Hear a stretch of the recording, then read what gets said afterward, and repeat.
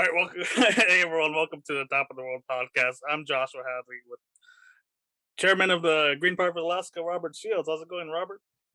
Hey, good evening, Josh. How are you doing on the top of the world there? I'm doing all right. Uh, listen, uh, people who've been listening are gonna notice Justin isn't here. He's sick. There's, we're gonna do another recording. We're gonna talk about WrestleMania weekend and all that, all that nonsense in the second part of the podcast. It's all gonna be in the show. Anyone else looking forward to it, but I figure we ought to talk about the important stuff first. And we got Robert here. So Robert, I've talked to you a lot, but I think all the listeners don't know quite who you are yet. Other than I've talked some about the Green Party of Alaska. Why don't you introduce yourself to the listeners? Sure. Well, Josh, thank you for the opportunity. My name is Robert Shields. I'm in Fairbanks, Alaska. I'm from Indiana, but I have spent the last 22 years pursuing the path of the Lorax, basically making environmental stewardship the primary focus of my economic platforms. Uh, Um, as Josh mentioned, I'm currently serving as the chair of the Green Party of Alaska, but I've been involved in politics since I was 16. I've also been involved in civics, volunteering, hopscotch painting, and just organizing volunteers, see a need, fill a need. Basically, I got an education from Craftsbury, Vermont, in natural resource management and minored in garbology. And that's a basic, an emerging science that looks at when you live in a fishbowl and you throw something away, where does it land? Obviously, somebody else's backyard, and cycle continues. So then I spent 10 years working in Portland, Oregon as a sustainable developer, where I started a TV show that kind of took the complexities of sustainability and broke them down into various shows. And then I started a construction company that kind of did the same thing to best serve the client's needs. So for the last decade, I've largely been working for a nonprofit, the Alliance for Reason and Knowledge, who's been focusing on empowering those people who are already trying to make change, but obviously don't have the resources to be able to help them um, ma- manifest their dreams, turn their dreams into their business so they can spend more time doing it. I think our society loses a lot when people have to work for a living only to enjoy the flexibility to pursue what they love in life. There seems to be, I think, if we are able to successfully marry, or I should say, reconnect the environment with our economy, then people will be a lot more empowered to do the jobs that they love doing rather than doing jobs that earn them a living that give them the space to do what they love. So kind of taking out the middleman, shortening supply line. And so we've been working on food sovereignty, which basically food security is knowing where your Walmart is and having money in your pocket to buy it. Food sovereignty is owning Walmart, being able to go in there when you need to and get the stuff you need. So anyway, we've been doing food security, solar tours. Obviously, energy is a huge issue in Alaska, even though fossil fuel's been an obsolete technology since the 1970s. We're still dealing with the addictive behavior behind it. But it's ironic that a lot of Alaska, what we use here in state, is a fraction of what we export, and we could lower our cost of living and improve the quality of life by breaking that carbon addiction just in state, and it would have any impact on what we sell to foreign markets. But anyway, so we've been doing a lot of education and stuff, and then obviously the this last couple of years has been an opportunity to transition for everyone, and so I've been doing a lot of that, walking these boundaries between politics and civics and economics, because in real life they're all connected. We can talk about the separation of church and state and politics and all that kind of stuff all we like, but it really is just vision language. I mean, we have to be adult enough to recognize that we live in a web, not a chain, not a pyramid, a web. When we are all impacted, and we need to be conscious of that and start acting like that when we make personal choices. I subscribe to the philosophy of I live simply so others may simply live. I think that if more Americans practice that policy, we would be able to restore the health of our environment as well as maintain a healthy economy.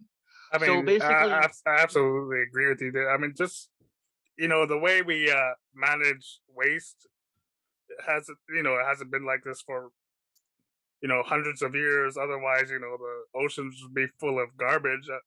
The way we're doing, the way we do things right now. I mean, we're unable currently to clean up the ocean as fast as we're putting trash into it. The Gates Foundation. It's nice that they're paying people to go up there and clean up the garbage, but the math has been done, and it's gonna take them 3 years to clean up what it takes 15 hours to put into the ocean. What we're putting into the ocean. We gotta do something different there. yeah, it's I mean, even your people, when you go hunting for whales, you don't just take the choice pieces of meat and leave everything else to rot. You use everything. Absolutely. And the same thing is in nature. Nature has an economy. But in nature, there's no such thing as waste.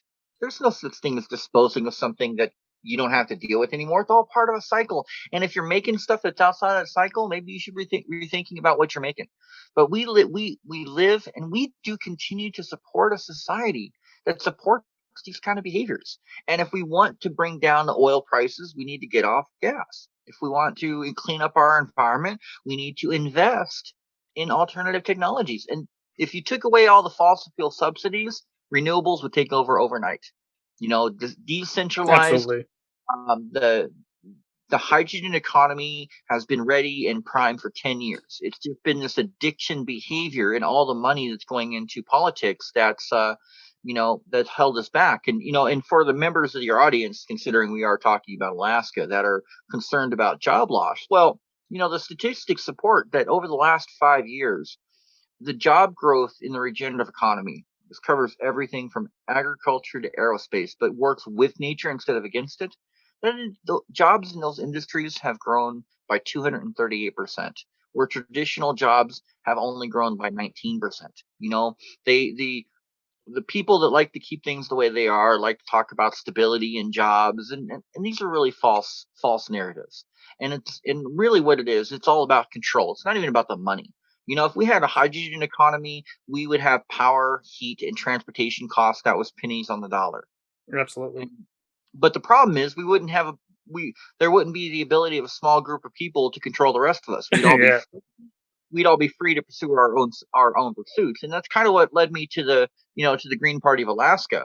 I was approached in 2018 by someone in Colorado who was trying to get the Green Party of Alaska up and running for the 2020 nominations president, and essentially it was a box. The Democrats. Fearful of the Green Party, I guess, of the nature of our platform or something, decimated our party ranks in 2016, and got a lot of people to switch over to become Democrats and to vote for Bernie. Fortunately, I was able to at least bring you back as a convert, and then get enough people together to get the party started. But it led us to some interesting adventures, hasn't it? Absolutely.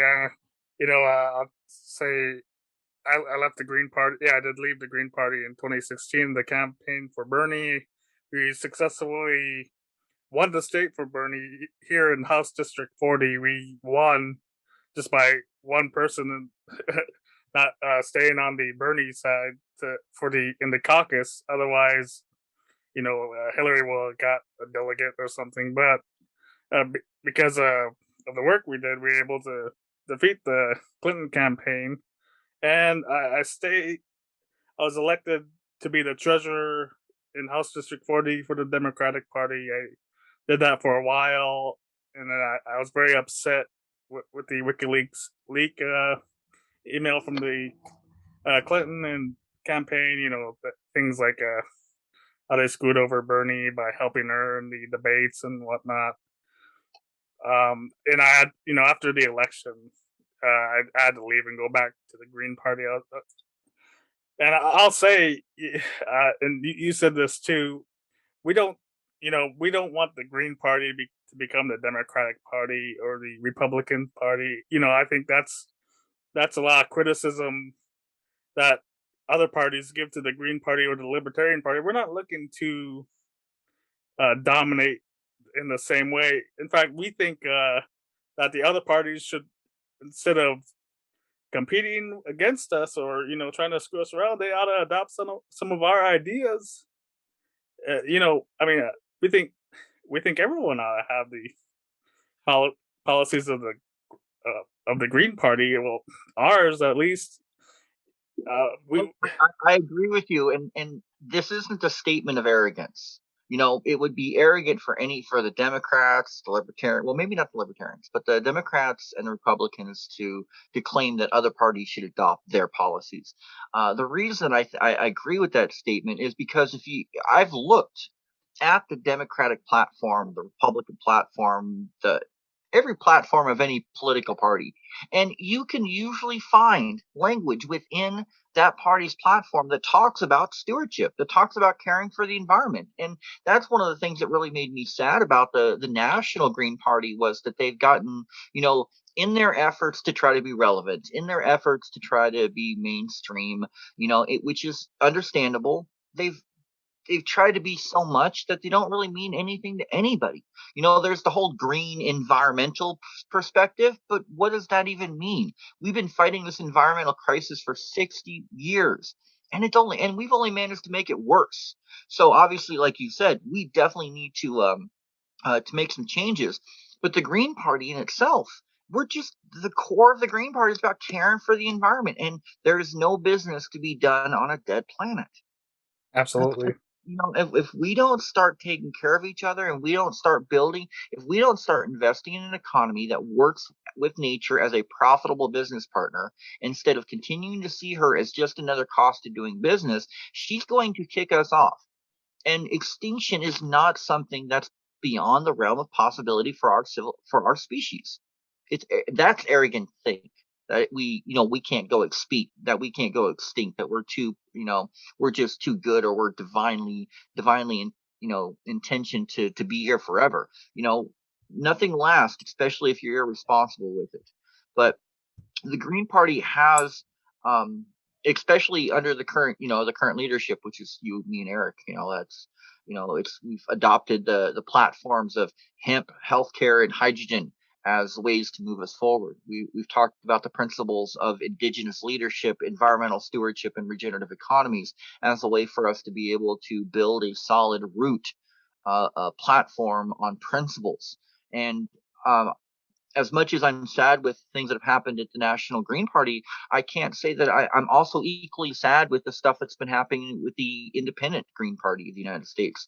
Good people, but we have a party that's divided, and we can't stand divided. I So mean, that's eventually a on this party topic. divided, as small as we are already. I don't really know how you know taking what we got and dividing it more, it really helps us at all. Well, it doesn't. And it basically boils down to what has been is it boils down to a lot of power struggles.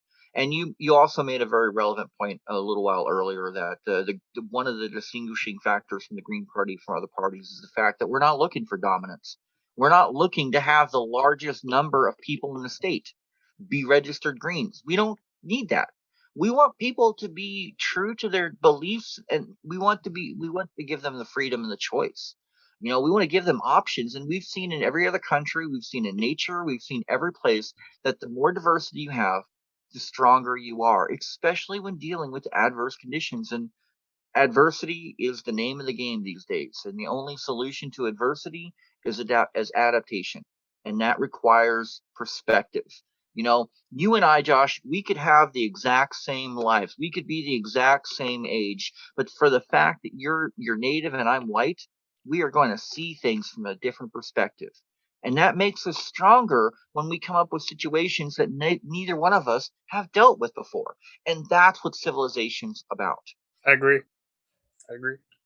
And we need to have this perspective of, building bridges of commonality. We can't continue focusing on division and what drives us apart, because it only drives us further apart. And that's why I'm so grateful for having the opportunity to be able to be involved in the food sovereignty movement and to recognize food's role in empowering people, as well as creating the common ground to bring people of vastly diverse perspective, politically, religiously, economically, together over a fundamental function. And here in Alaska, the fact that we import 95% of our food makes us extremely vulnerable, and it's a very dangerous situation, and it creates opportunities. And I think we Absolutely. have to take advantage of those opportunities. You mentioned the cost of living earlier, and that what you're talking about right now absolutely has to do with that. Here in Kotzebue, I mean, prices going to the stores, it's outrageous to other people. Whenever I'm in the lower 48, and I'll make a comment about the cost of what's at a gas station, like, yeah, it's pretty high. Like, no, this is incredible. It's so cheap. So I'm looking at right now. I decided to bring it up. A ranking of all the states in the United States, from cheapest the cheapest state, the state with the cheapest cost of living to the highest. In the number one cheapest place to live in the United States is Mississippi, and I had to scroll all the way down to find Alaska, and we're down at 45. The only more expensive places are Massachusetts, Oregon, New York, California, and Hawaii. Well, all of those are kind of, you got to look at the quality of life behind it, though. What kind of quality of life does that give you? And because our economic system, because it's artificial, I mean, our entire economic system is based on artificial principles that don't exist anywhere in nature Yeah, except on a balance sheet. And then we force it and then ignore all the externalities. And so we have to really look at what what cheap means, and what value we're really getting for what we're investing in, especially, and this is why it's so important that everyone recognizes they need to be involved, aware of politics. We write policy to nurture the economic environments that propel our values and principles into the future. Right now, for the last 100 years, we've regularly voted with our wallets and our time for a carbon economy. It has gotten us where we're at. It's gotten us the quality of life we have. It has also gotten us where we are. And frankly, it's not going to get us where we want to go. So we have an opportunity to retrain ourselves to lower those costs of living, but we have to start thinking about our daily habits, and then we have to start developing these deeper relationships, because what happens when the government breaks down? You got to get to know people. yeah, And our society doesn't train us to do that anymore. It trains us to isolate ourselves, and unfortunately, the more isolated you are, the more vulnerable you are to predatory behavior. And we see this in the lending industry all the time. 70% of this country is financially illiterate. We have huge debt. So these are the areas where, recognizing we have challenges, we can find prosperity. And again, food allows us to work without money. It's an equal playing field for people of economic disparity. absolutely. And see, so switch gears a little bit.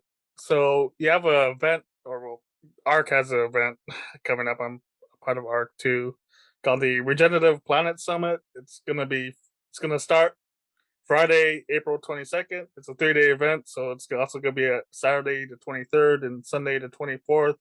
The time is gonna be 8 a.m. to 10 a.m. and I I'm not sure how you pulled this off, but you're gonna have Jesse the Body Ventura talking about the wrestling fans listening to the podcast. We're gonna have Jesse the Body Ventura. He's gonna be the keynote speaker at the event. Tell us about that, and how'd you pull that off? Well, okay, so the Regenerative Planet Summit is something that we have been kind of doing for the last decade, as an opportunity to kind of showcase the different types of technologies and how things come together, how food, energy, and housing and all that kind of, works together, because, most of the things that are happening right now are happening in silos, and so you don't think about when you think about your house, you don't think about growing food inside of it. But if you were in a, enclosed environment, you would have to. So the Regenerative Planet Summit is really an opportunity to focus on investing in our future. And we've been able to basically bring together some speakers that have experience in the food economies within the human environment, different environments, like urban environment, which is what Gary Gillum with the Bridge Eco Village is going to be speaking on. His specialty is following up on what they did in turning a high school into a vertical farm and using that to train and provide support services for people getting out of jail and in marginalized communities. So that's a lot of people, 70% of the population is going to be living in urban centers within the next decade. So being able to grow food in the cities is critical, not for just so many reasons. But the other speaker, Paul Graham, he works with a company called Kepler Shipyards. They're an aerospace company. They actually work using aerospace to bring aerospace technology down to practical applications on Earth, and they're actually working on the X Prize, where they figured out how to extract carbon out of the seawater, which lowers the pH, makes it more healthy for the animals, and then at the same time, the products they get from that are water, clean water, and what essentially are Lego blocks made out of carbon. And the intent is that they'll be able to build a platform out of this stuff, and that platform will be able to expand into commercial real estate. We are unable to prevent the sea levels from rising. What we can do is we can recognize the new coastlines and what that sea line is going to look like, and start planning our cities and our communities for it. I'll say real quick. Yeah, unfortunately, we passed the point where we're trying to conserve things to how they were, and the way we're heading, we're obviously gonna have to think about migration and the rising sea levels and what the higher temperatures are gonna do to everyone on planet Earth. Yeah, we're absolutely past the point of trying to go back. As I just said, now we're gonna have to respond, to what what's coming up. Well, it's ironic because this kind of goes back to the whole garbology thing in the fishbowl, is because one of the saddest things I see in the garbage is so many good people.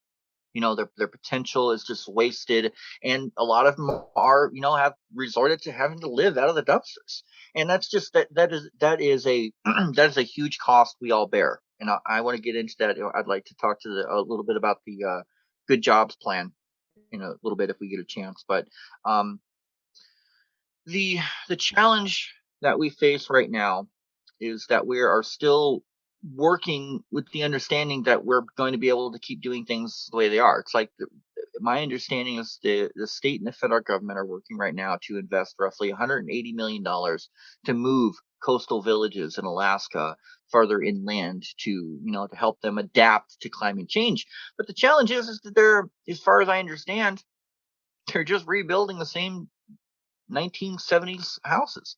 They're Yeah, still rebuilding this. They're still building these economies with no way to preserve the culture and the language, which what makes them rich. It's not the oil in the ground that makes them rich. It's their culture and their language. It's their ties to history, which is all of our ties to history. We lose that. We lose something far more precious than a few million barrels of oil.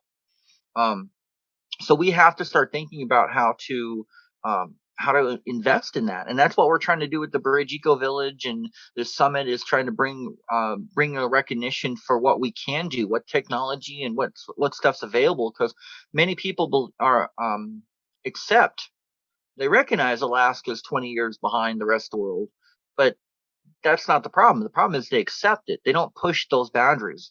I've had a lot of people say that they support what we're doing, but they don't want to get involved because they just don't want to deal with the hassle. It's not worth it. Well, extinction is worth it. I absolutely. so we need to we need to be investing in our communities, and we need to be thinking holistically about what communities do. Right now 90% of us live in what I call institutionalized communities, and that's because they were created just this is a good place to pitch a tent, or this might be a good place to fish. There wasn't really any design or anything, and then this kind of grew urban sprawl, and that's a large part of what created the challenges, especially with the villages and the waste and everything. And we have now the technology, the knowledge, the skills to be able to design our communities so they're fire resistant. I mean, we can most communities in Alaska can be grown out of hemp, and that would be far cheaper and far faster than trying to haul up the lumber to build new villages. Absolutely. And see, do you have anything? Well, we talked about Paul Graham. I don't think we've talked about Chris Pan. Was that Panet, the person Yeah, speaking on yeah. Sunday? That I got a little off track there about the summit. So yeah, so Paul's going to be speaking about aerospace and how that connects with jobs and the economy and the food in that environment. Because vertical farms and greenhouses, they taken to the highest level, they're enclosed spaceships, and we live on a spaceship. It's called Spaceship Earth. So the Absolutely. other perspective. So Gary's in the middle. Paul's on the outer edges of the atmosphere. So to bring all this down into relevance, we tried to find an Alaskan community that would be interested in highlighting some of the work that they're doing around this, because there are some communities here that are doing some good stuff, but we weren't able to find one that was willing to or share what they've been doing quite yet. So we were able to connect with Chris Panett from the Zambian Institute from Agriculture in Zambia. And he's one of our allies that we're working with to introduce these eco districts to the global audience. We find that we simply have decided that eradicating poverty is the simplest climate action in game. So these eco cities create jobs, they train, they provide sustenance, they provide support, they nurture people, they recycle them, they make them they help us become the next version of our best selves. So we're just pushing forward with getting all this together, and this summit provides us with an opportunity not only to acknowledge the work that these folks are doing, share the work that they're doing so others can be inspired to do it themselves, but this is part of the 10-year transition, which is both an ARC agenda and a Green Party of Alaska agenda. One of the things that separates the Green Party of Alaska from other parties is that we are civically engaged through our partnership with ARC and other organizations. We also have a 10-year transition plan, and we're 3 years into that 10-year transition plan. And Alaska has an opportunity, because of all the things we don't have here, to be an example of what we can be. This summit provides a milestone. It says this is where we are this year and sets the bar for next year. We are very grateful for one of the organizations that's sponsoring us as 2030orbust.org. That's their agenda. We have to do, obviously it would be great if we could do things faster, and we should do everything practically we can, but we also need mass adoption, and trying to push people too far too fast is only going to get them to dig their heels in, which ultimately is going to make it take longer. So that's kind of the balance point that we found in trying to move us towards a hydrogen economy and away from a carbon economy. Yeah, you got those three people. We also have Jesse the Body Ventura on the podcast. He's the man that we decided to go with after our. We had a falling out with the Hawkins campaign. You and I, and they tried some nonsense like starting another Green Party of Alaska. It's gonna be the Mountain Party or whatever. I don't know how far that's gone. We went. We did a poll, and Jesse won the poll. So I don't 100% agree with everything what Jesse says, but of all the candidates that were on the ballot here, I'd say he's the guy who'd be the least corruptible. Probably the least bought. Um, he didn't even really want to run, but he in the state we were allowed to uh, nominate someone to run, which worked out well. He probably got more votes than Hawkins would have got here anyway. Even with him campaigning, personally, when I look at Hawkins, I just, you know, he seems like a decent, nice guy. I don't, I never had any interaction with them all, but part of like being in a position like that is picking the right people to help you run the show. And my interaction with the people he was working with was awful. You know, I don't know if all the listeners know or if I even told them. I never said. I don't think I ever. Yeah, I don't think I ever talked about this on the podcast. But the treasurer for his campaign wanted to sue me, which was absolutely ridiculous. As much money as I donated to them, and tried to help them out. I I was trying to help Howie Hawkins' his campaign to. I was trying to work with them to get them to work with you so that they could get on the ballot. I did want Howie Hawkins on the ballot, but you know, they couldn't get out their own way. My hope was Howie was gonna finally step up, man up, whatever you want to say, and talk to you and try and talk things out. He couldn't do that. So, instead we got Jesse Ventura on the ballot. So yeah, this actually kind of brings us back, and I apologize to your audience if we're doing a little circular dancing here. I've been in meetings since 8 a.m. this morning, but you asked me how I was able to get Jesse as a keynote speaker for this summit, and so yeah, Jesse Ventura is going to be giving the keynote speech on Saturday, which is part of this online summit. It's a virtual summit. It's basically a link to a YouTube channel event for this year. Hopefully next year we'll be able to do it live. But essentially, and to fill your audience in, we were contacted in 2020, and this is our perspective. We were contacted in 2020 and given the opportunity to get on the ballot. They wanted us to have ballot access. We were still trying to figure out who we were, still trying to figure out, what it meant to be a party. Like I said, when I was elected in 2018, it was a party in a box. And, after what happened in 2016, a lot of people didn't want to get involved. And so we had the same thing in 2020. I tried to recruit a few people. They said they were interested, but as often happens, people don't show up. And after a while, you have to just move on. So essentially, they tried to give us the opportunity to nominate a candidate, which we appreciated. We thought that was good. The challenge was that once we got that nomination in place, once we did the paperwork and stuff, they became not so nice about making sure that Hawkins was the one we voted for. And it was our position that we believed that the people of Alaska should be the ones to choose who their candidate was. And we did. We took a poll, and we took a poll of all the candidates, not just the Green candidate, but everybody was running, Trump, Biden, all those people. And of all those people, Jesse came out 73%, even above Joe Jorgensen, which was the next runner up.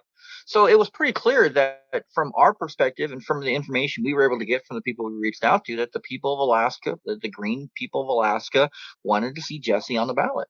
And we were honored to be able to bring together the folks from all over the country to make that happen, including Cynthia McKinney, who helped get us the information we needed and got us filed. And, so we were able to get him on. We did what Eisenhower did, and we were able to draft Jesse.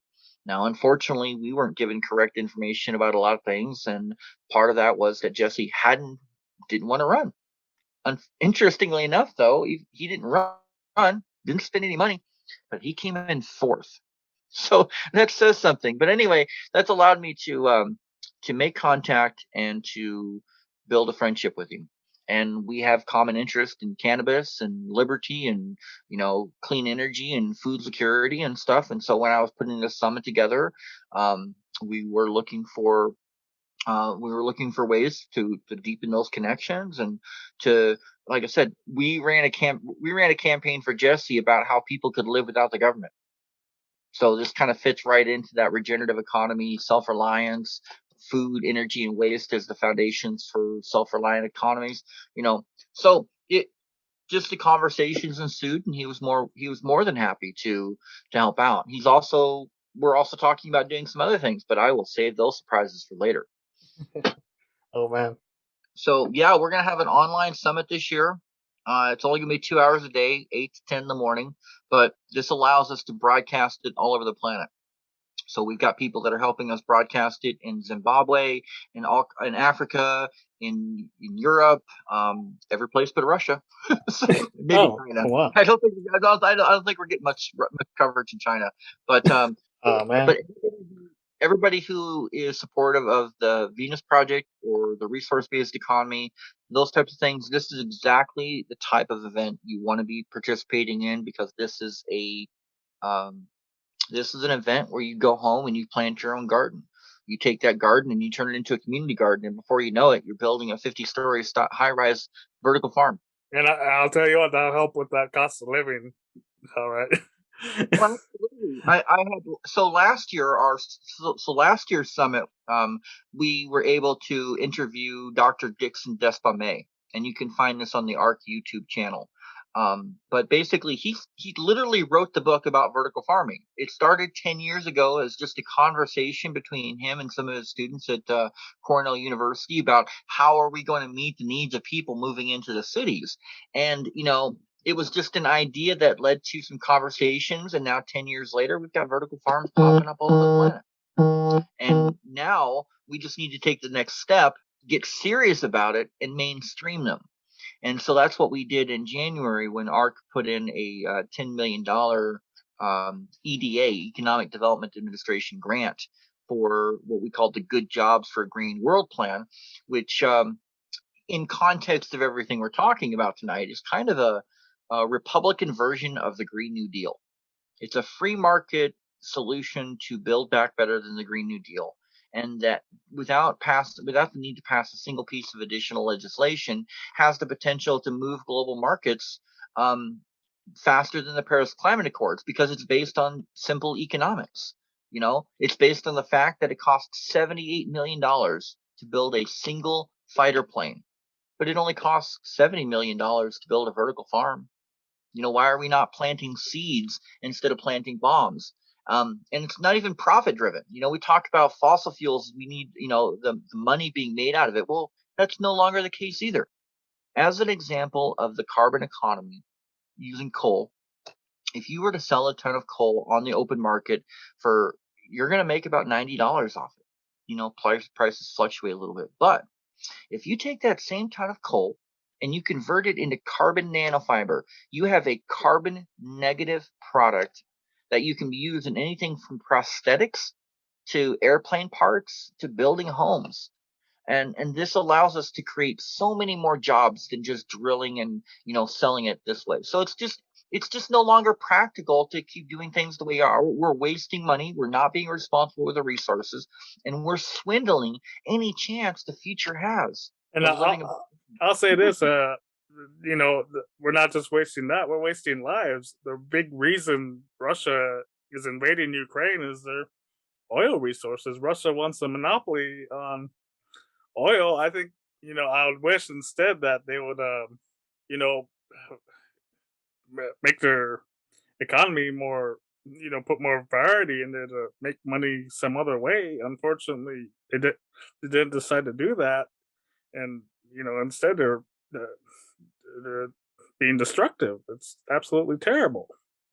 And Well, and the United States have also done that. We've gone into Iraq and we took their oil. We've gone into Afghanistan and took their opium. yeah. As I said at the beginning, we're struggling not with the poverty, not with the transition, but with the addiction behavior. I mean, everything you're describing sounds like the behaviors of an addict. You got my staff, dude. I'm going to take it from you. We can make a deal. I need my fix. And that's the sad part of it. And now we've got these people that are pro-American that are talking about, it's Biden's fault the gas prices are so high when they're driving cars, they get 10 miles to the gallon. It's really sad. Like I said before, technologically wise, the carbon industry has been obsolete since the 1970s. And what it really, really frustrates me to see these commercials on TV about all the new options on your car. Like push a button and your trailer disappears. But in 2020, they can't figure out, or they can't bring to market, an engine that gets more than 30 miles to the gallon, when in the 1800s they were building cars that had carburetors and engines that were getting over 100 miles to the gallon. We're being scammed. Yeah. They talk about the fleecing of America. Well, hope nobody's looking at the government. And frankly, this is why nobody trusts the government. This is why we have a 20% voter turnout rate. So, our philosophy right now is that people are changing political parties as often as they change the color of their hair. So why not give green a try? Yeah, You why know, not? we're really focusing on, I mean, I can't speak for the Green Party at the national level, but we here in Alaska are focusing on practical, economically viable solutions. We recognize that the healthy environment and the healthy economy are the same, and tied together, we can also preserve our culture. We don't have to trade off one or the other.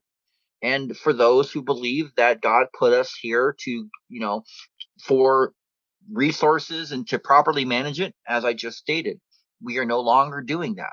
We might, back in the 1960s, that may have been the best practices, but it simply is no longer best practices. It is simply no longer profitable. And the cost are astronomical. And most people, like we were just talking about with the scam, most people don't even see the cost they're paying. But Oh right yeah. now, what is the equivalent of a Cat 2 hurricane just swirling across the Midwest, and nobody's saying anything about it. They're not willing to cut back on their gas emissions or invest in high speed rail. But we have to act now. If we allow them to build back if we allow them to build back to business as usual, we're going to have another 50 or 100 years of this kind of same behavior, because it's never going to be economical to do this stuff. I mean, right now with things falling apart, that's why we can make this change. That's why now people need to stand up and let people know now the investments, to invest in the green economy, in the regenerative economy. This is what's going to help us move forward and preserve for our children a future above ground, or at least not under a dome. Absolutely. Thanks for the So, platform. yeah, and so let's talk some Alaska politics. We didn't get to talk about this on the podcast anyway, and Justin wouldn't know who Don Young is. So Don Young has died, and there's a opening for his seat. About, well, it seems like 50 people. It's probably not that many people running, but we got Sarah Palin running and whatnot. I just wanted to say about Don Young. I didn't really like a lot of his positions. Like, he seemed like he was didn't seem like he had some really anti-free speech positions. I I did appreciate before he died. I didn't know he was gonna die, but I appreciated him at least voting for the infrastructure bill. I think that was absolutely the right thing to do. You know, f- for the first time ever, Buckland's gonna have some water at least. I would have liked to seen the other bill pass so that we could, do a lot more. But we're never gonna get that now. He seemed like he wanted to do what's best for the state, or at least get money into the state. Maybe not the ways I would have liked, but he tried. What did you think about Don Young? Don Young was a champion of a world that no longer exists. Like I said, fossil fuels, the carbon economy has gotten us where we are. Our quality of life has never been better in this country because of those choices. And he, for over, 4 decades, helped shape those choices. So he gave us the world we had. But and we thank him for it, because that's where we are. It's why we're able to sit here and have the freedom and luxury to have this conversation in the comfort of our homes. There are millions of people in the world right now that do not have a place to sleep, that do not know where their next meal is going to come from, and do not know if the next thing they're going to hear is a bomb landing on their home, killing everything they've built. We are very fortunate in this country, and we should not forget it, because it's not that things, the constant in the universe is that things change. Yeah. We should be grateful for the moments that we're in. And I'm grateful that he committed so much of his life to building a better Alaska, which is how he saw it. And that's an honorable pursuit that we should be all engaged in. But at the same time, like I said, that world doesn't exist anymore. And Yeah, one of the things, absolutely. I mean, he was there so long too. I mean, I think it was almost near 5 decades. yeah, he definitely wasn't. He was definitely a case study for term limits. And basically, politics is really about perspective. And I understand the reasons why you chose not to run. I will give you shit about it till the day you die, but I understand, because there are 50 people running, and we've got the whole gambit, everybody from Sarah Palin to Santa Claus. Yep. Santa Claus is running. He's on the city council in North Pole. We're not making this up. You can go on Wikipedia and check. I Oh, no, I regularly exchange emails with Santa Claus. well, that's cool. Well, he's a conservative, so they're interesting conversations. We have a mutual respect. Um, he didn't vote for me, but he wants me to vote for him, so I will do so on principle. We'll see what happens. Because that's where we're at now. Because that's the bad part, is that if you had chosen to run, all you would have had to do was focus on beating 50 other people.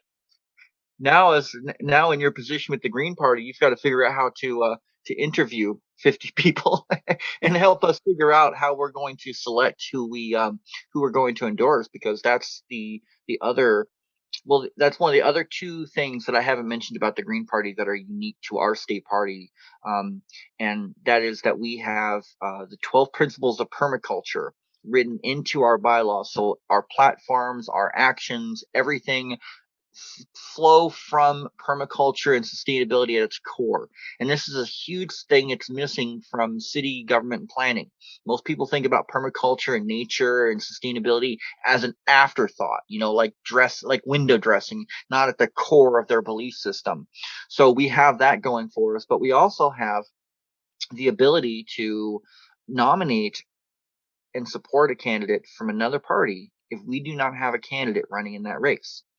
And then that was put in there because it allows us to be in a position to influence policy at all levels without the expense of running a candidate. And absolutely. I if I ran, I don't think I'd even vote for myself. But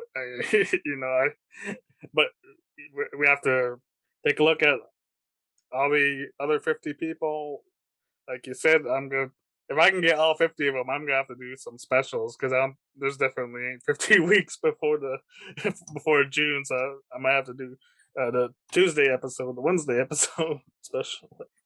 Well, like But like we were talking about before, I would encourage, and if you've got some listeners that are interested in getting, trying out the Green Party for a while, right now, like I mentioned to you before, with so many candidates, the only thing that makes really sense for you is to enlist some volunteers, to put oh together yeah, a little commission and assign each one of those people a certain number of people to vote, or not to vote for, but to interview and to talk to, and basically maybe we can have a special where we have special guest interviewers, because obviously you can't interview 50 people, but it might be easier to schedule 50 interviews, because that's what we need to do, is get more people involved. And so if they're able to do that, then that would break the task. Or if we had 10 people involved, and each of them could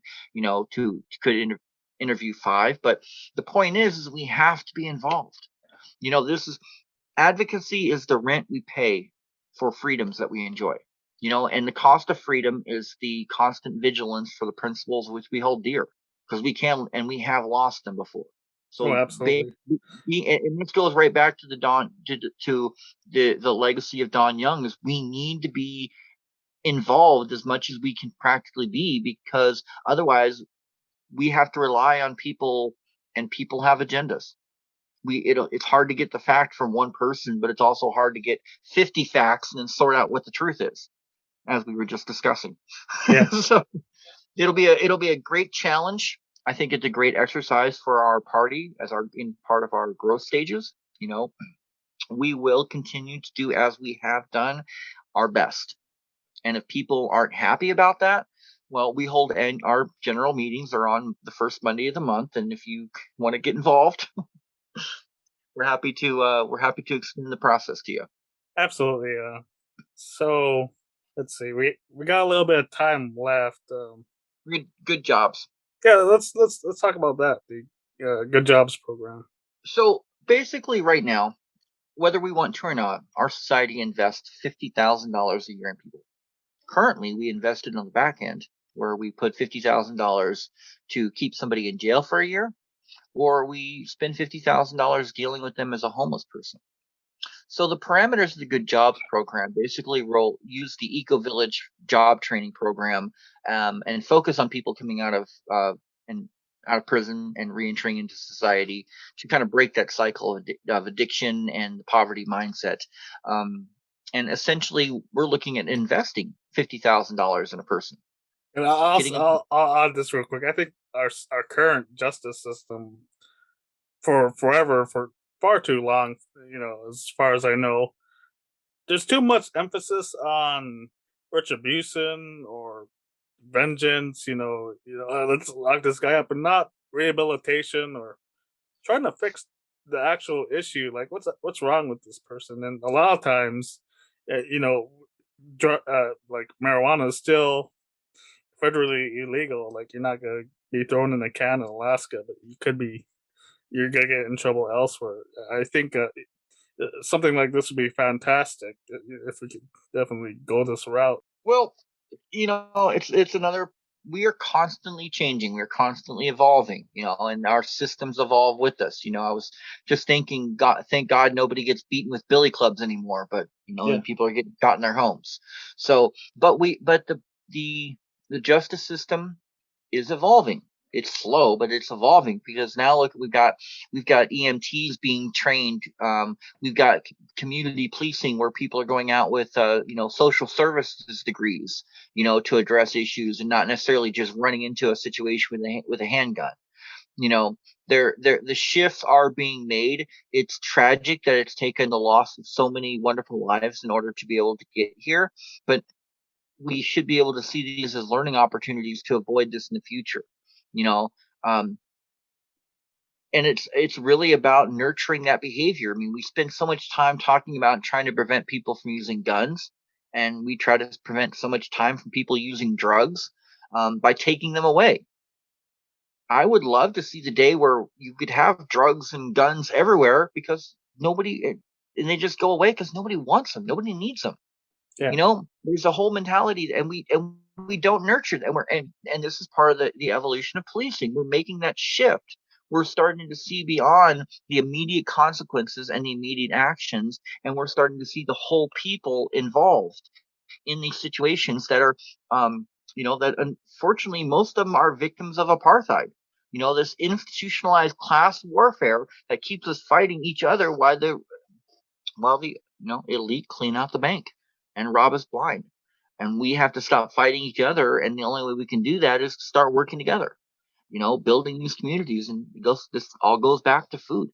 So the Good Jobs plan is basically our efforts to, the $10 million would go to staffing, to develop the programs around the job training support services for the reentry and for helping marginalized communities learn how to turn their passions into a business, and then use that business to hire more people, and then expanding from there. And essentially, but it doesn't give us any money for infrastructure. And as I mentioned before, we're looking at this rollout of 52 vertical farm projects or eco village projects over the next 5 years, each one with a $50 million static budget, to essentially put one in each state as a job training center for the regenerative economy.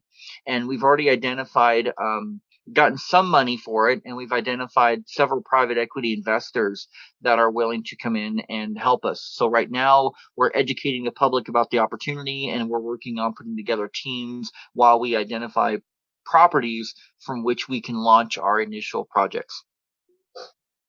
And maybe this is something that Jesse will help us out with too, but it's a conversation we haven't had yet. So but that's the Good Jobs Plan, is basically an opportunity to retrain everybody to think with the economy and the environment working together instead of what we have now, working at odds with each other.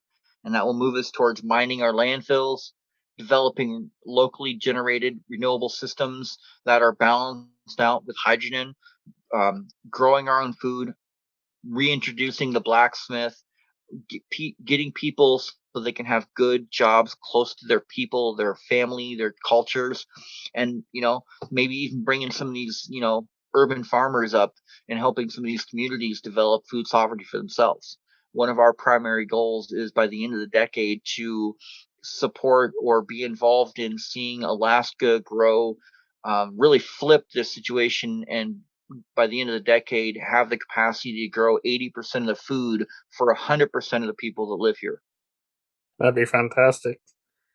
And I'd say a point you made earlier is often, we're too divided as a, I think with the with the way we evolved, or the way we're changing with technology, a lot of time people uh, keep themselves uh, away from the world, basically. Like, a lot of times they're inside all day. They're just on the computer, or looking at the screen or something. I think something like the Good Jobs program could really help someone out and help them, reintroduce them to the world.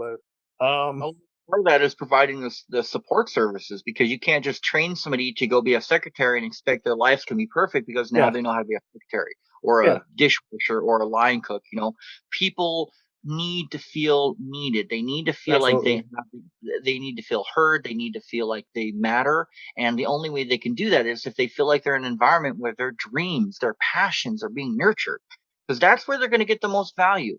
Or I should say that's where they're going to be of the most value, is when they're nurtured to be innovators and stuff. So anyway, if people are interested in finding out about the summit, they can go to www.a-r-k.us/RPS 2020 or 2020. No, excuse me, 2022. Um, Yeah, 2020 or 22. Yeah, sorry. yeah, RPS 2020. Yeah. Yeah, you'll have Well, to I'm edit. sorry, 22. Even I messed it up. So it's www.a-r-k.us/RPS22. And we'll put a link in the description of the YouTube, and we'll also do it on the Spotify if Yeah. And people need help finding it. then you can find me if you want to chat on Facebook, Robert J. Shields. The Green Party of Alaska is primarily on Facebook. The Alliance for Reason and Knowledge is a Facebook page. We also have several different pages: Climate Reality, XR, Sunrise. We are working to bring together the tribes of the Carpe Diem. That's part of the plan, the transition plan.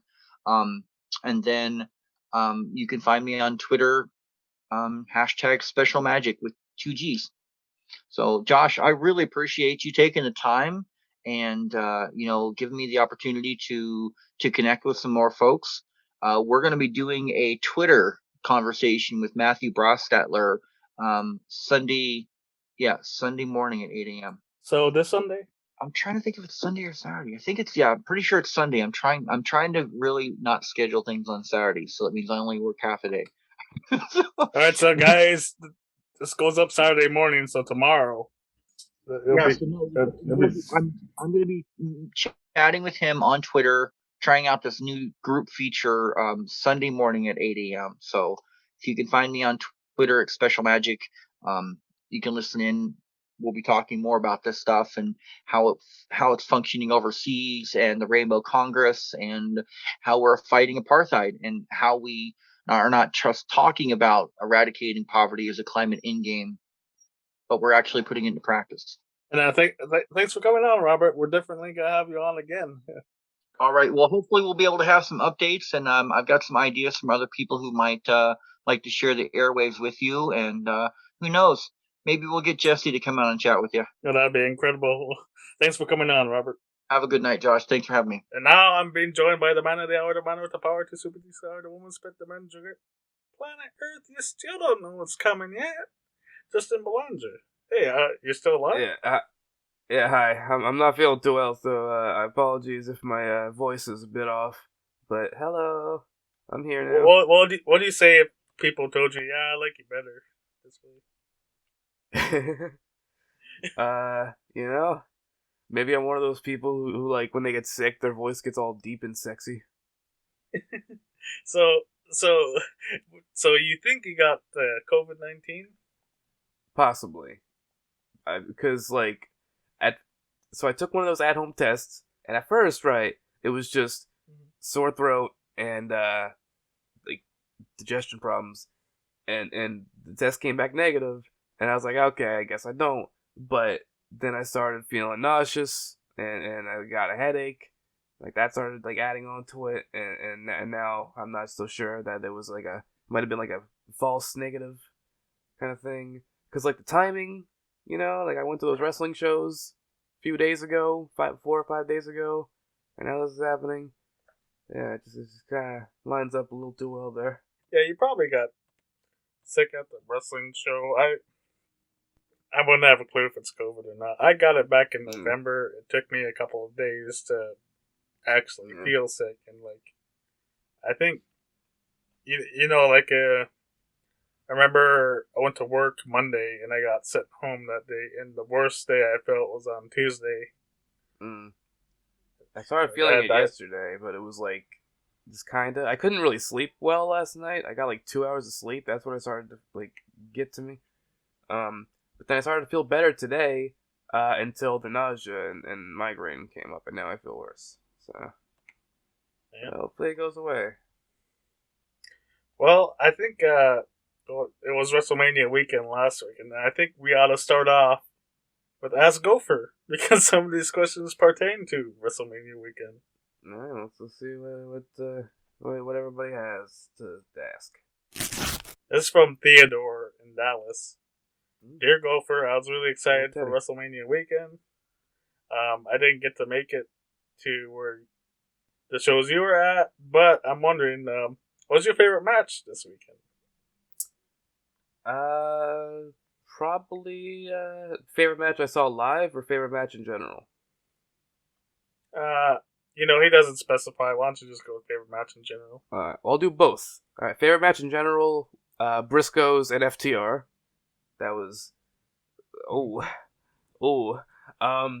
favorite match I saw live is a tough one. There are a couple possibilities, but I think the one I'd have to go with, I gotta see everybody that was in it, because so it was some people I had not heard of and then some that I had heard of. So let me see if I can find. It was at VIP Mania, the last show that I went to live, the one that was directly after night 2 of WrestleMania. So let me see. It was a 5-way with a whole bunch of lucha style going on there. It was. Is this the card here? Looks like it, but then that's not. Oh, okay, yeah. ASF, who was the winner, and he's somebody I just saw for the first time this week, and is very good. It was ASF versus Helio Guerra, versus Izzy James versus Erez versus Gringo Loco, which is that guy that I said looks like Fat Enzo. That guy. Yeah. It was those guys in a 5-way. And the match was so good that after the match was over, people in the crowd started pulling out their wallet and just throwing money into the ring. Like just straight up started tossing cash. So that's very that's what they do in Mexico a lot. Yeah, it was it was meant to be a lucha style match. It was very fun, and then like directly after that, I had fucking Shane Taylor defending the VIP title against Low Key, and they surprised us with Keith Lee came out through the introductions. Oh shit! And then I got to see Minoru Suzuki and Barrett Brown. Did you tell him it was past his bedtime?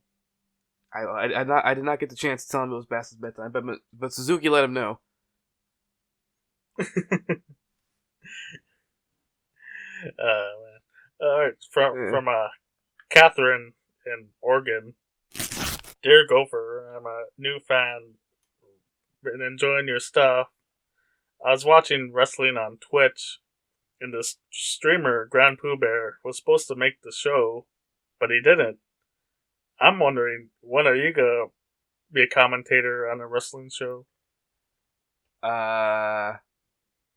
Well, if WWE 2K22 GM mode on Tuck Thursday counts, that might happen. There we go. Yeah. Whenever Brandon gets to a pay-per-view.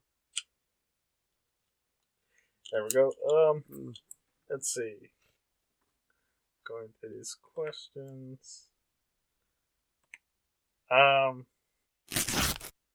See. Dear Gopher from Abdel in Egypt. Wonder who's that guy. I don't know about that guy. I don't know about that fella. Dear Gopher, I'll watch your videos soon enough. Promise. Wink, wink. Nudge, nudge. Yeah, wink, wink, nudge, nudge. Yeah. I don't know. So what? Let's see. Alright. I'm wondering, what was your least favorite match of WrestleMania weekend? Oh, we got a favorite match question and the least favorite match question. Favorite match and least favorite. So, no. We already answered your favorite, so what was your least favorite match? Yeah. So, as much as I didn't want to, I ended up watching WrestleMania. I skipped through some of it, but I watched, like, the bits and pieces here and there. Because I heard, surprisingly enough, that it was actually good. But I think Saturday was good. I didn't watch Sunday. I heard Saturday was better, and I agree with that. My least favorite match would probably be one of the matches from Roman and Brock was not good. That was a bad dealio. It was not. It was unfortunately not good. Bobby Lashley versus Omos, possibly, because I mean, you know, can't believe they did that. Yeah, probably one of those two. I would say would be my least favorite match of the week. But then there's shit like fucking Johnny Knoxville versus Sami Zayn that I ended up enjoying way more than I should have, and fucking Logan Paul. Why is Logan Paul good? Shouldn't be good. He wrestled in what, high school? He might have been in high school. So yeah. I mean, he was an MMA or no, he was a boxer. Boxer, he had to fight with Floyd Mayweather, so he's athletic. Got like the character work and everything. It was I don't. Come on, he shouldn't be good. That guy's a dick, but he was good. Hey man, Ric Flair was a great wrestler, and he was an asshole. Well, you got a point there. You know who got the biggest pop of WrestleMania for both nights? Steve did beat Deborah. Yeah, beat Deborah. You know who got the biggest pop both nights between both nights of WrestleMania? Wee Man. The dwarf from Jackass. Oh. That dude got a fucking huge pop when he showed up in the Johnny Knoxville Sami Zayn match. I feel like part of that is because people thought it was Hornswoggle, but even then, like, why is Hornswoggle getting that big of a pop? Because it's Hornswoggle. People fucking lost it for that dude. The longest reigning cruiserweight champion, and you don't think he's gonna get a reaction? Yeah, I mean, I thought he would get a reaction, but I don't know about that reaction. And he had this like big fucking Hogan slamming Andre moment with him slamming Sammy. Why did they bring in Hornswoggle for that? They need to bring in Hornswoggle to do Hornswoggle versus Wee Man in the second ever WLC match. Yeah, absolutely. What's the question for what's the next one? Oh, we're doing a fourth one. Okay, I'll look up a fourth question. We haven't. Oh, I thought I'll just skip Muffin Man this week because he doesn't watch wrestling, but fucking Muffin Man. I gotta pick a Muffin Man question. All right. This one's pretty benign. Okay. Dear White Man, who's your favorite character to use in Smash Brothers?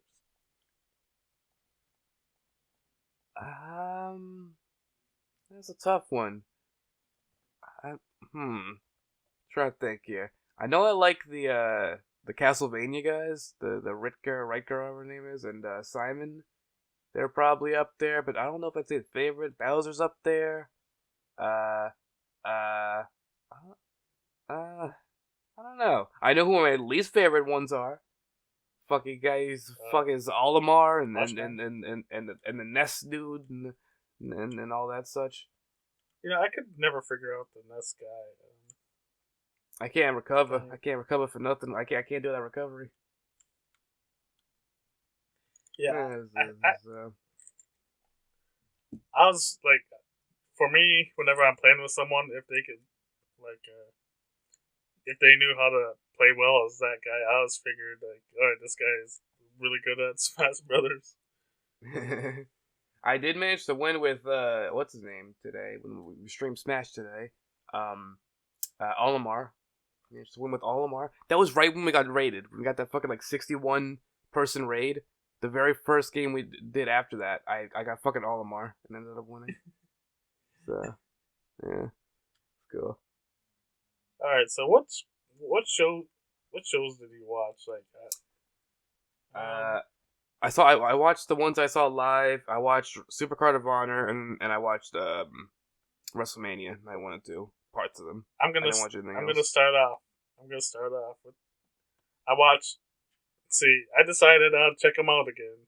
Game Changer Wrestling's Joy Janela's Spring Break 6 Part 1. What the hell? Goddamn that name. Also, really quickly, before you get into that, just one thing. I didn't see it myself, but I heard from people who were at the shows that I went to. Like, some of them had went to see the, what's it called? Narrative thingy at Ethan Carter. Oh, change it. They went to see that. Control Your Narrative. Yeah, and apparently that was a complete shit show. To the point where they had a dark match that was literally in the dark. Like, the lights were out for the entire match. There were no lights. That's not the first time that's happened. Like, who else did that? I don't know, but whoever else did it needed to not do it. I mean, it's a fucked up idea. I think it might have been Vince Russo. Or, you know what? I'm just saying it. I think it was Vince Russo, but actually, I don't even think he's that stupid. Yeah. So there you go, Ethan Carter. You might be even more dumb than Vince Russo. Actually, you know what? And guys, I think it was them. I think it was DDT. Sounds like shit they'll do. But see, with DDT, it at least would be done as a joke. With this, it was like, it was meant to be taken seriously. Yeah. Which I imagine that'll be a problem. Yeah. Yeah, that's ridiculous. I watched GCW. I won't go over match by match, but I just gave him another chance. The best match was probably Joey Janela versus Sean Waltman, and that went really long.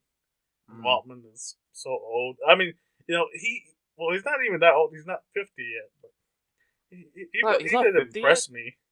Yeah, he's 49. Oh, damn. He's just about there, but that guy was in his 50s already. He was good for someone who's that old. But yeah. Goddamn, he doesn't need to be wrestling 20 minutes, but best match.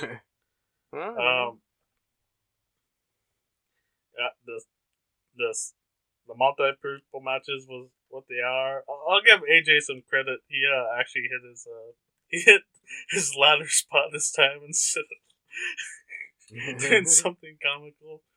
Yeah. And I thought it was bad, but there was something worse. Like, I watched this show, Zicky Dice's Trouble in Paradise 2. Not that I watched it 2. It's the second show that they've done.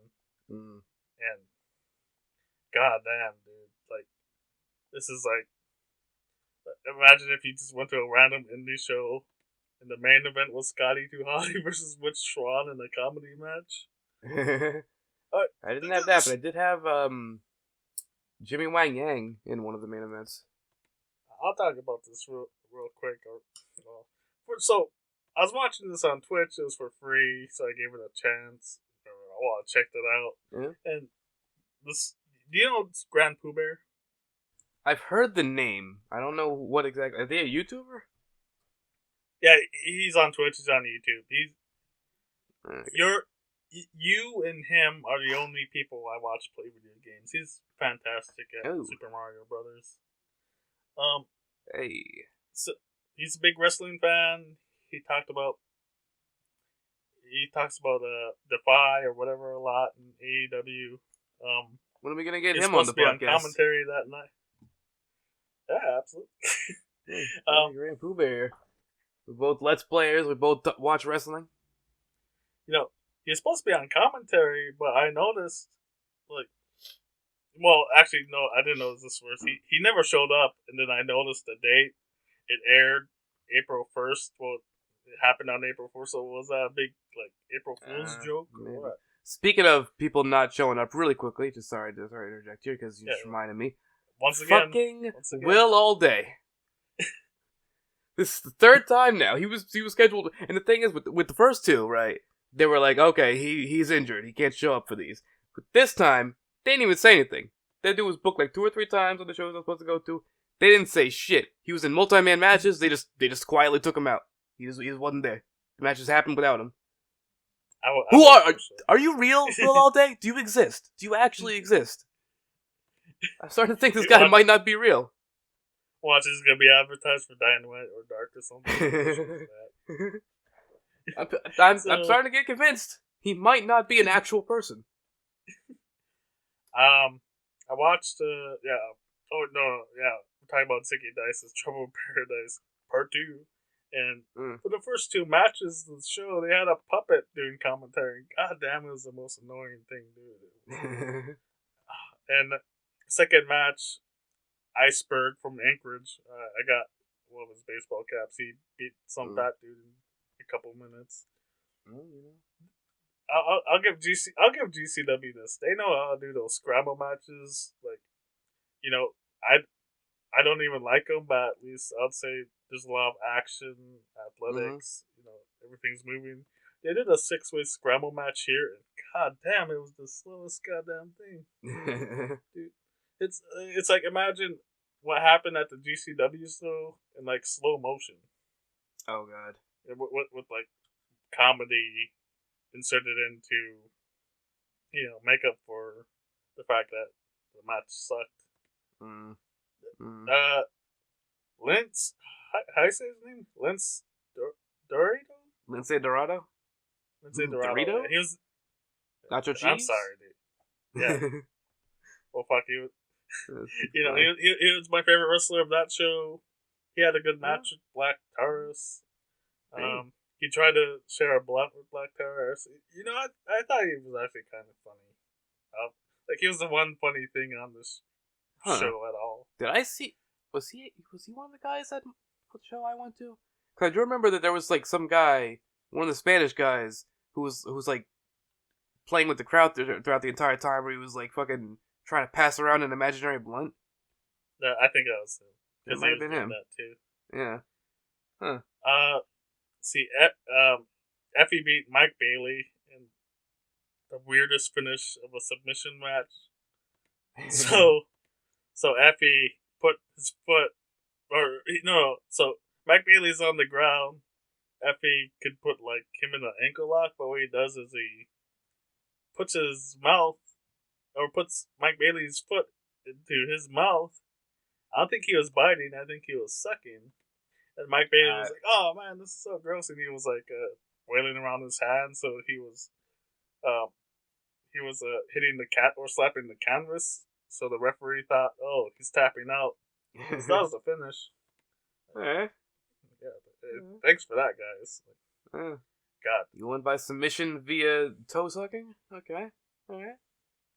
And this was the worst thing. The next match, what's her face? I don't know her name. Beat Max the Impaler, who was dressed as a bear. They put Max the Impaler in a bear costume.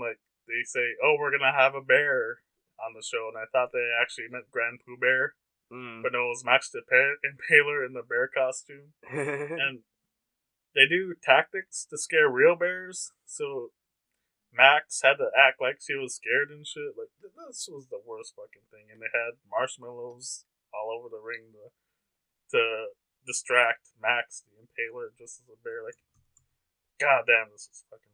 This was the worst thing on the show. And main event, Scotty 2 Hotty defeated Rich Swann with the Worm in 2022.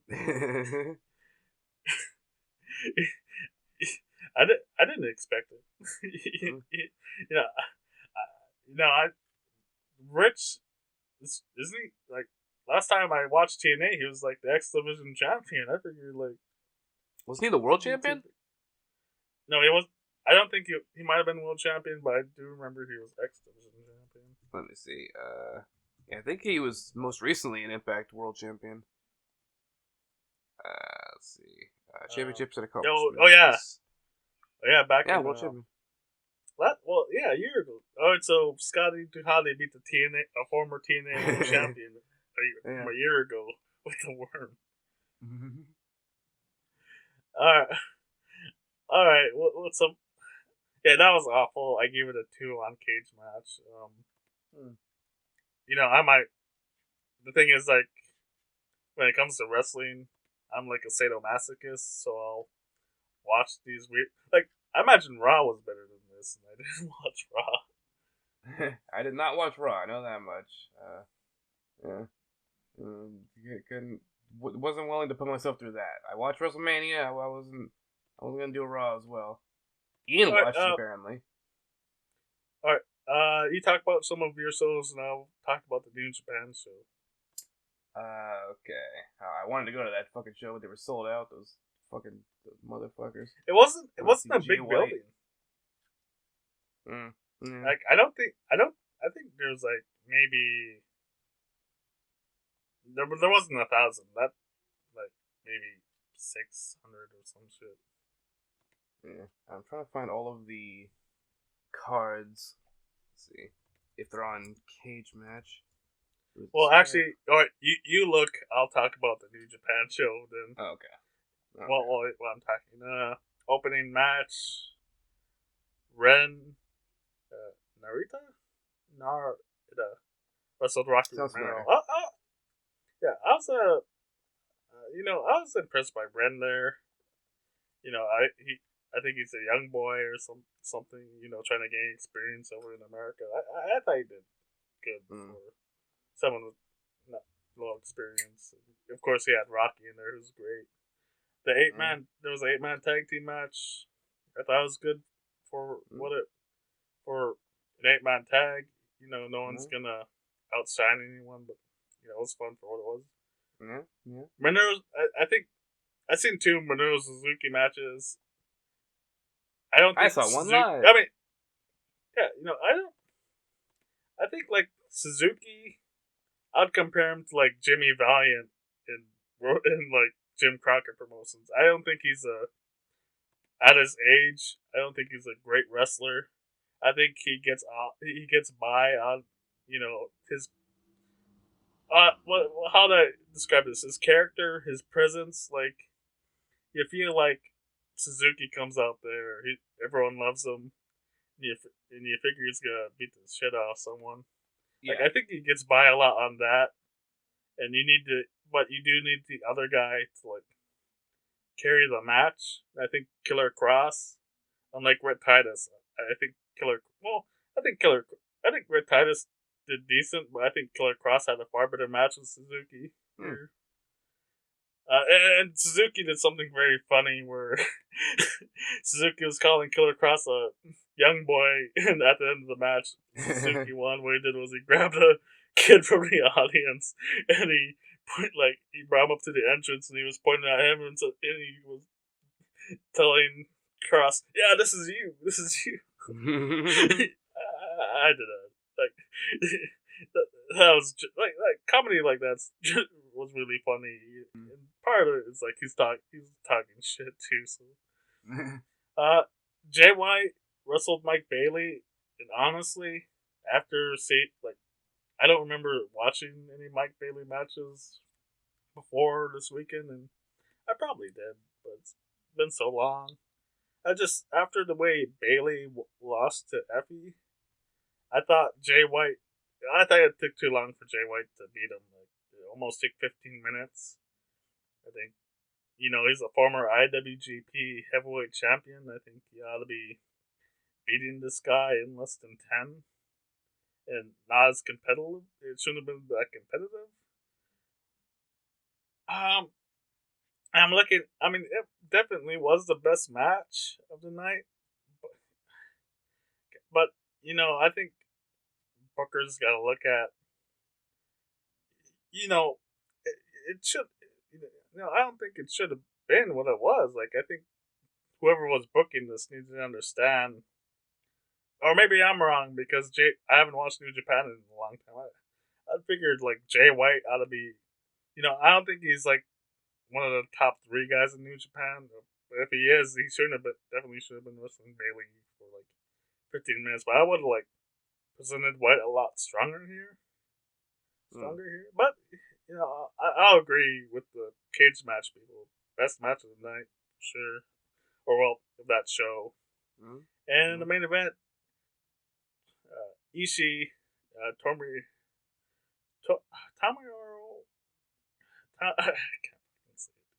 Ishii wrestled Chris Dickinson. It was a good, strong style match, which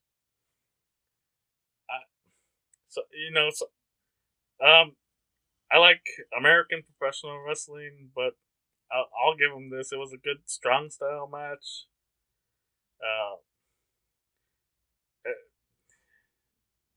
God, God, it wasn't the craziest one I ever seen, but it was certainly good for this show here. It's not like this was Madison Square Garden or anything. And this was this seemed like kind of a B show for them. There was no title matches or anything. I thought it was a good way to end this one, and they sort of hyped Suzuki versus Ishii in the future sometime, which is pretty cool. Also, I didn't enjoy GCW or Zicky Dice's show, but I thought this was really good. I gave it a 7 on Cage Match, and were you able to find the cards you went to? I think I lost Gopher. Did I lose him? All right. We had some technical difficulties. Goddamn ISIS, dude. Yeah, fucking ISIS. ISIS was out here fucking on us. Wait. Do you still hear me, Moose? No, what's that? No, okay. Again. Okay, there we go. Okay. It was briefly being weird again. Okay. Seeing, I think do I have all my cards open here? Let's see. I'm missing one of the cards. I'm trying to figure out which card I'm missing here. It might be this is the one. Okay. Is that on Cage Match though? Might not be. Oh boy. Let's see. New Texas Pro is the name of the dealio. Events. Oh, they might not be on there. Oh, it's here. Cool. Oh, sure. Okay. I have all of the ones I've seen. What exactly should I be like? How in depth do I get here with all this? However much you want. I was kind of vague with GCW, but I went match by match for. Well, I give Zicky's Dice's show for match. I didn't even go match by match. I did talk about some of the matches. I went match by match on New Japan, but I feel like if you can give an over, if you didn't like something, I guess give an overall thing of it and some highlights. And if you thought it was fantastic, go up and go back match by match. Alright, so we started off, we had RCW Mania, that was the first show that I saw. That's the one that had RVD. He wasn't wrestling, but he was there to, manage his wife in a tag match, I believe, in a mixed tag. She was teaming with David Kidd and Chris Marvel and Don Juan, apparently, the four of them, going against some Jazzy Yang, Jimmy Wang Yang's daughter. Jimmy was there to manage, and that was, all right. There was a part in the match where somebody chopped somebody else super hard, and there was a kid next to me, probably like an 8-year-old kid, and I just instinctively, upon seeing the chop, just went, ah, fuck, and I was like, oh shit, there's a kid next to me. But then, like, RVD's wife started fucking, like, twerking in people's faces, so I'm like, okay, you know what, maybe I'm fine. Then maybe my oh fuck wasn't really an issue. Yeah, there's a guy named Sledge on these shows that I really enjoyed. He wasn't like anything spectacular in terms of his wrestling, but like he was very good at crowd interactions. He was a very fun, entertaining guy to watch in person. So those are my main takeaways from that that dealio. There was GCWA Does Dallas, which is where I saw Chelsea Green faced Rachel Rose. It was my first time seeing Rachel Rose. She wrestled a couple times. And the main event was Matt Cardona against Gino Medina, which he ended up going on a tangent during that match about how 6 years ago he was winning the Intercontinental Championship at WrestleMania, and he should be at WrestleMania again, but instead he's here. So, we were at, that's the WrestleMania we went to. Yeah. That was the open. Yeah. That was the opening match of the card, I believe, and we were like, I think weren't we coming in the middle of that or the beginning? We got there at the beginning of the main show. We just missed the entire pre-show, but like we got there right as like the logos were happening for the main show. And of all people, Zack Ryder won the yeah, ladder it was match. like a 6-8 man, whatever amount of people it was. Let's see. Oh yeah, this was the card that was supposed to have ASF versus Bandito, but Bandito was injured at Supercard of Honor, so he wasn't able to show up. So instead, they did a tag match, which was ASF and Ray Horace versus Golden Dragon and my boy Fat Enzo, Gringo Loco, which was fun. I would have preferred ASF versus Bandito, but it was still a really fun tag match. There was a bunch of people I don't know doing stuff. Some of it was alright. Mecha Wolf was fun. I'd seen him before. Oh yeah, I like Mecha Wolf. I had Shane Taylor in the first of the two matches I saw with him, taking on Josh Galvin, and he just fucking beat the shit out of that dude. Chandler Hopkins is one of my favorite local guys. He's always really good. He was he had a match there.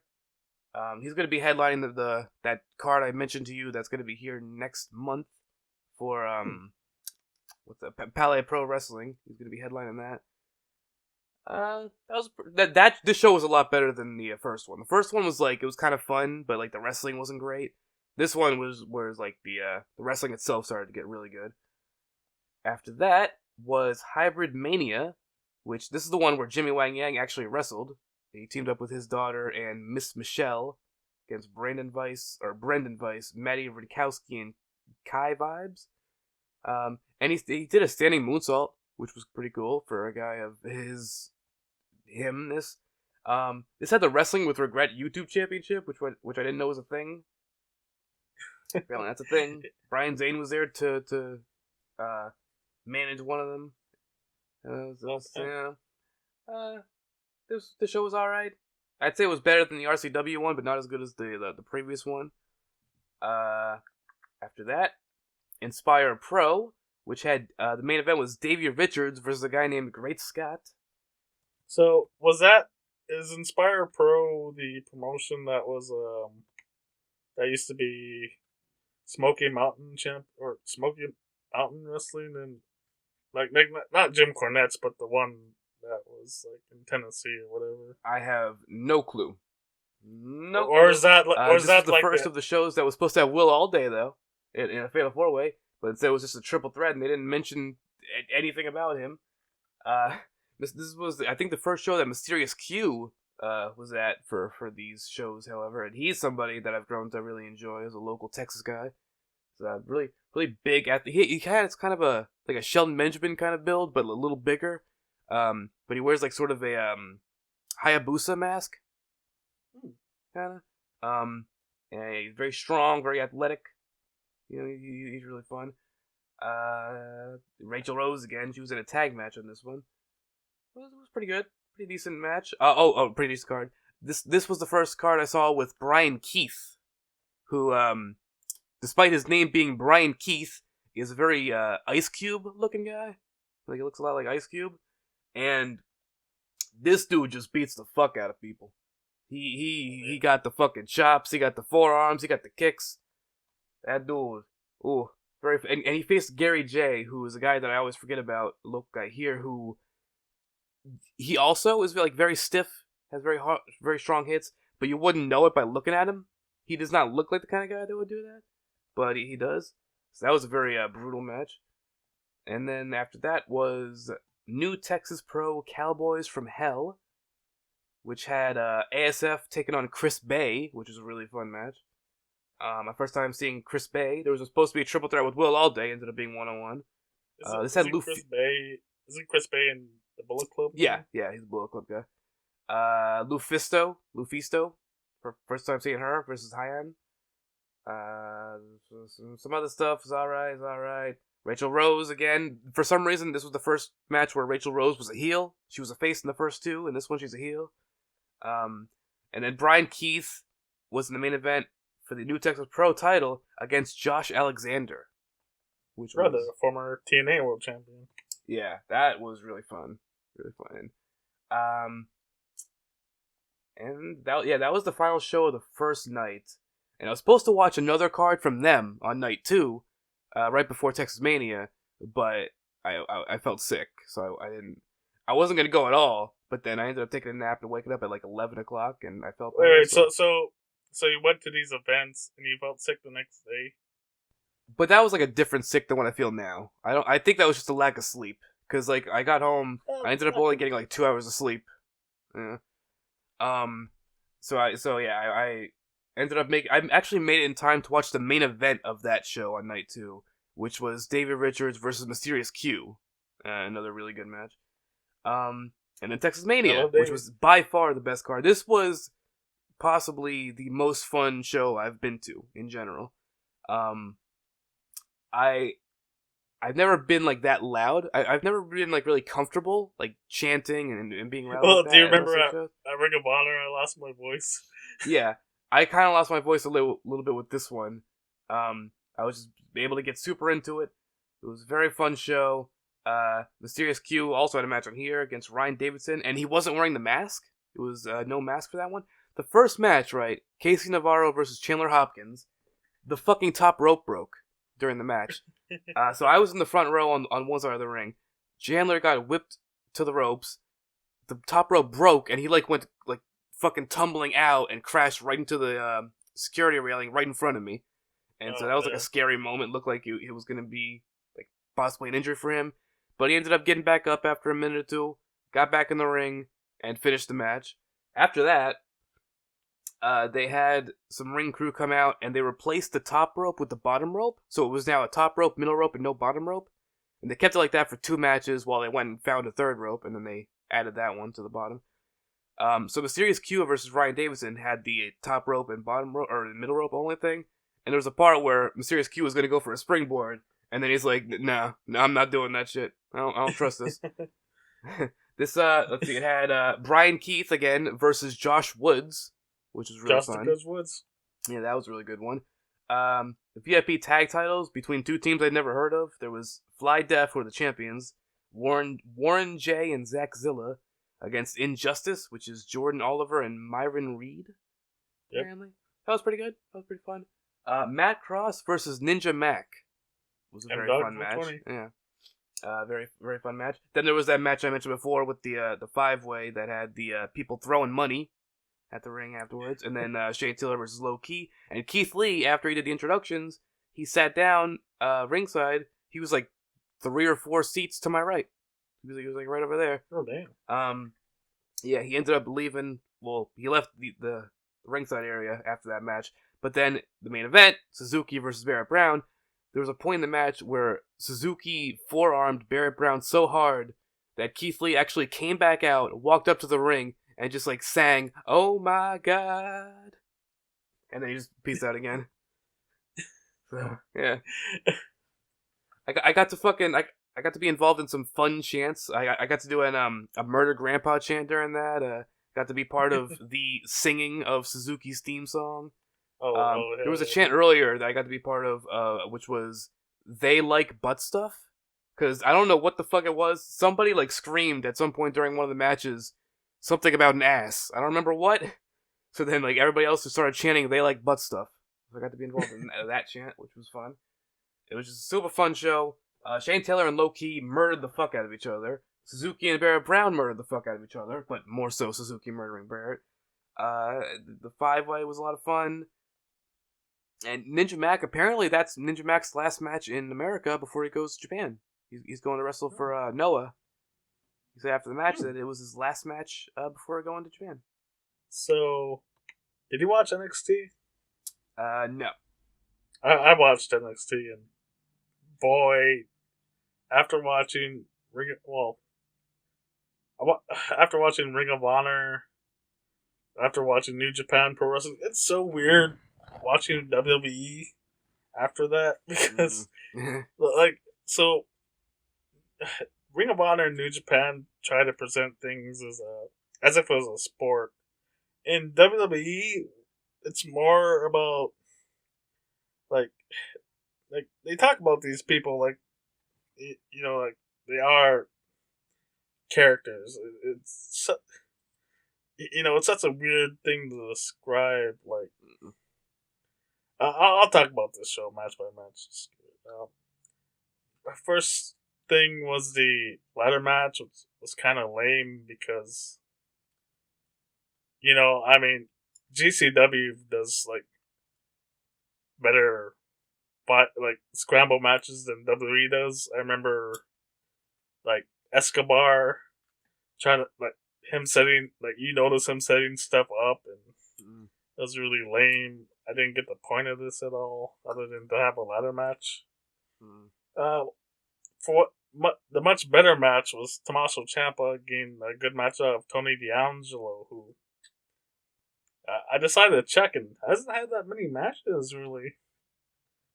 So, I don't know how good he'd be against someone who wasn't as good as Ciampa. Yeah. It was kind of sad. Like, it seems like Ciampa's goodbye from NXT, which was really lame. My favorite. I think this is my favorite multi-person match so far. All of the weekend.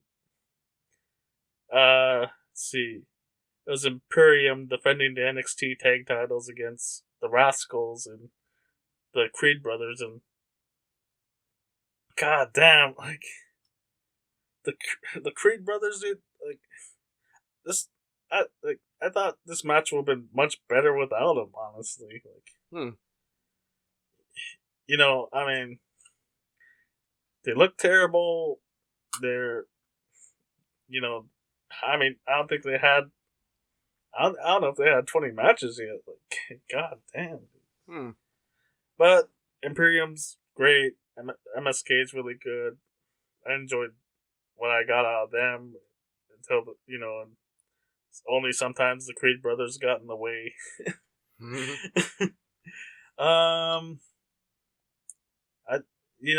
They had 17 matches apparently. So I was right, not even 20. Like, yeah. I'm sorry, this shouldn't be the place where they should be getting experience. God. At least I didn't pay to watch the show. I got the Peacock subscription. The women's fatal 4-way was blah. Like, I don't remember anything about it. Gunther versus LA Knight was fun for what it was. And the main event was good. Dolph Ziggler beat Braun Breaker, which I don't get why, because they had a rematch on Raw, and Braun won. Yeah, I think this would have been the place to have Rex Steiner get his title back. Yeah, I don't get that at all. It's weird. Also, apparently Walter lost on Raw as well. What? I don't remember who the fuck it was that he lost to. Well, Gunther, I guess. Fucking goddamn Gunther. Let me check who it was. Matches. He lost. Oh, Braun. No, okay, he lost on NXT this week to Braun. Oh, So Braun lost wait. during Mania-Week to Ziggler.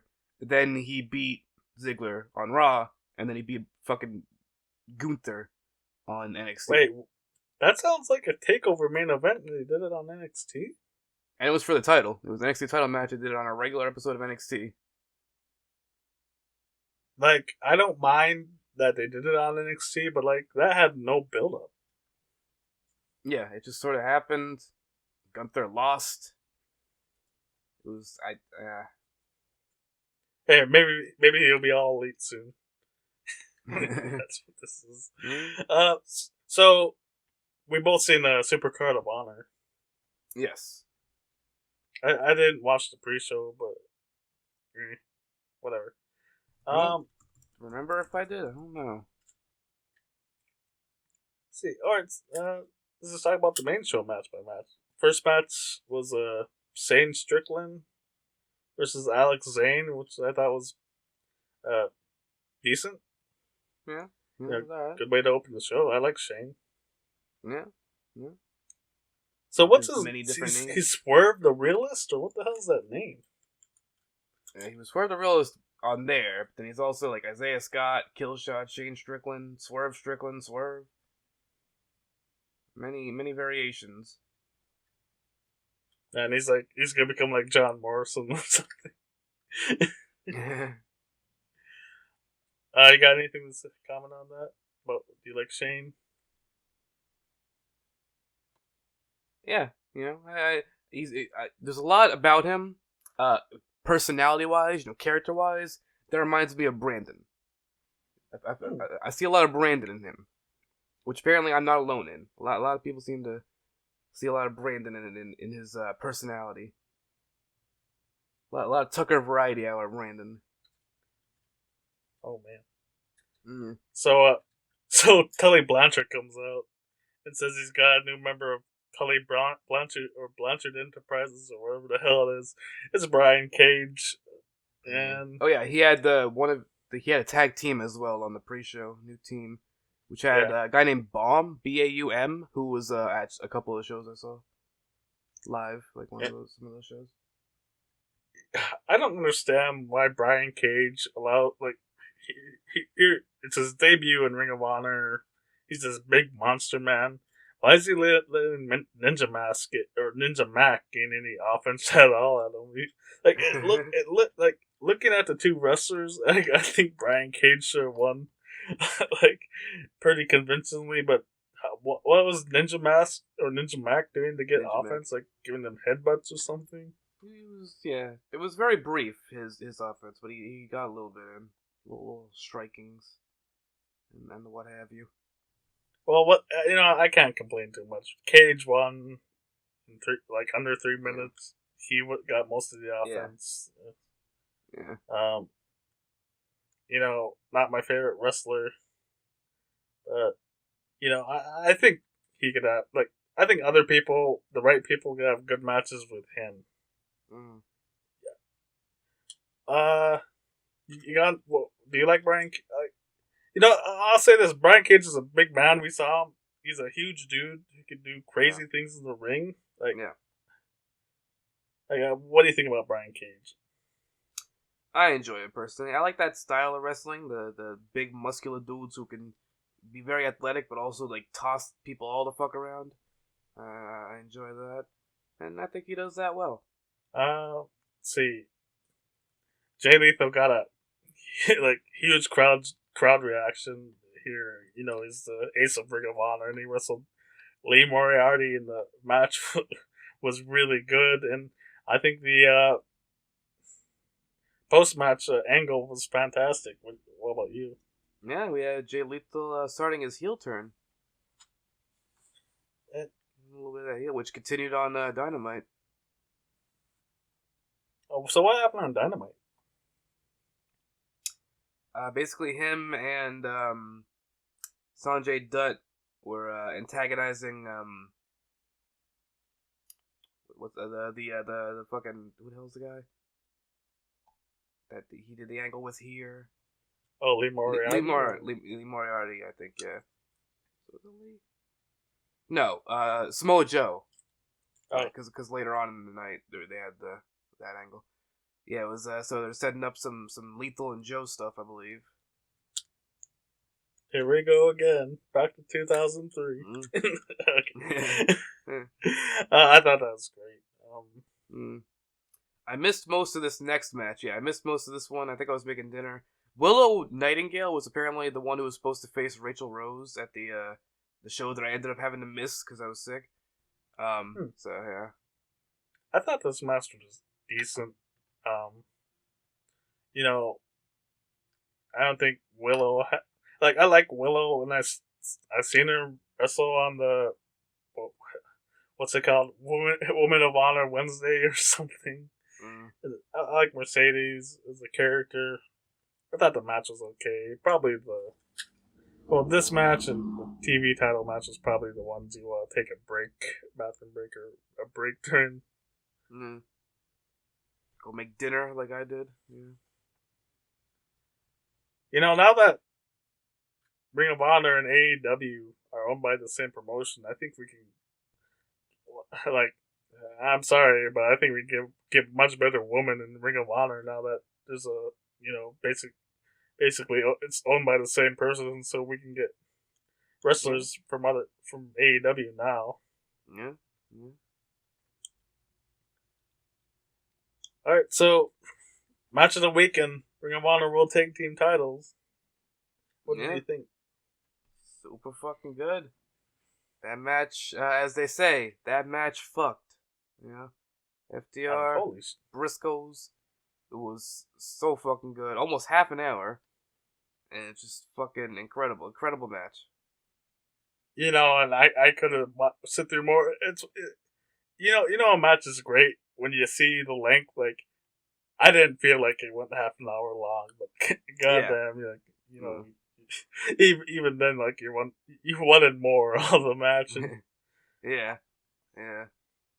I'll say this: like at the time, I thought FTR could have done more heelish stuff, but I didn't know they were gonna do a babyface turn afterwards, and the Young Bucks come out. They get actual heat here. I think they were like, they've been turning for a while now. I think ever since they fired Tully. Yeah, they fired Tully. That's why he's like with Brian Cage now. Yeah, so that was like the start of them transitioning to face. Yeah, you're right. Hopefully it stays a while now. Yeah, and they had this led to the FTR versus Bucks match on Dynamite, which was for both the Ring of Honor tag titles and the AAA tag titles. Yeah, which was I believe their second match. Oh yeah, that was their second match. But I'll just say this: like, what I really didn't like was this feels the way the announcers were talking, of course, and they were saying it, and the way it felt. It felt like this could be Briscoe's last night in Ring of Honor, which I really hope not. Yeah. I personally would like to see what is the ladder wars? Is that the match they do in Ring of Honor? A ladder war match with FTR, Briscoes, and the Bucks. I don't know. I seen like the Briscoes being plenty of like 3-way tags with the Young Bucks. Like I remember they did it with Red Dragon, Caprice Coleman, and Cedric Alexander. Now they can do it with FTR.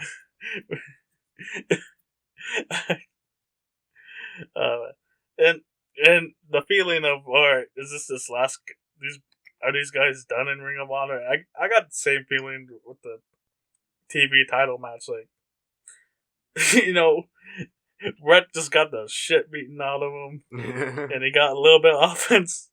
I imagine kind of like the match with Barnett Brown and Suzuki ended up beating him. Suzuki did end up winning that one. I didn't like that Suzuki one. I think Rhett is the better wrestler, but I know Suzuki's the bigger name too. The Ring of Honor audience and the AEW people who came in to watch. you know, like I said, Suzuki, like, he's aged so much, so I think you need the other guy to have a good match. I think like going a couple minutes, he'll get by just on the name recognition and his presence. I don't know how long this is supposed to last. If this was just to get the title off Rhett because he's leaving. If Rhett was staying, I'd rather Rhett keep it. But um, whatever. What did you think? I don't really remember too much of it. No, Suzuki won.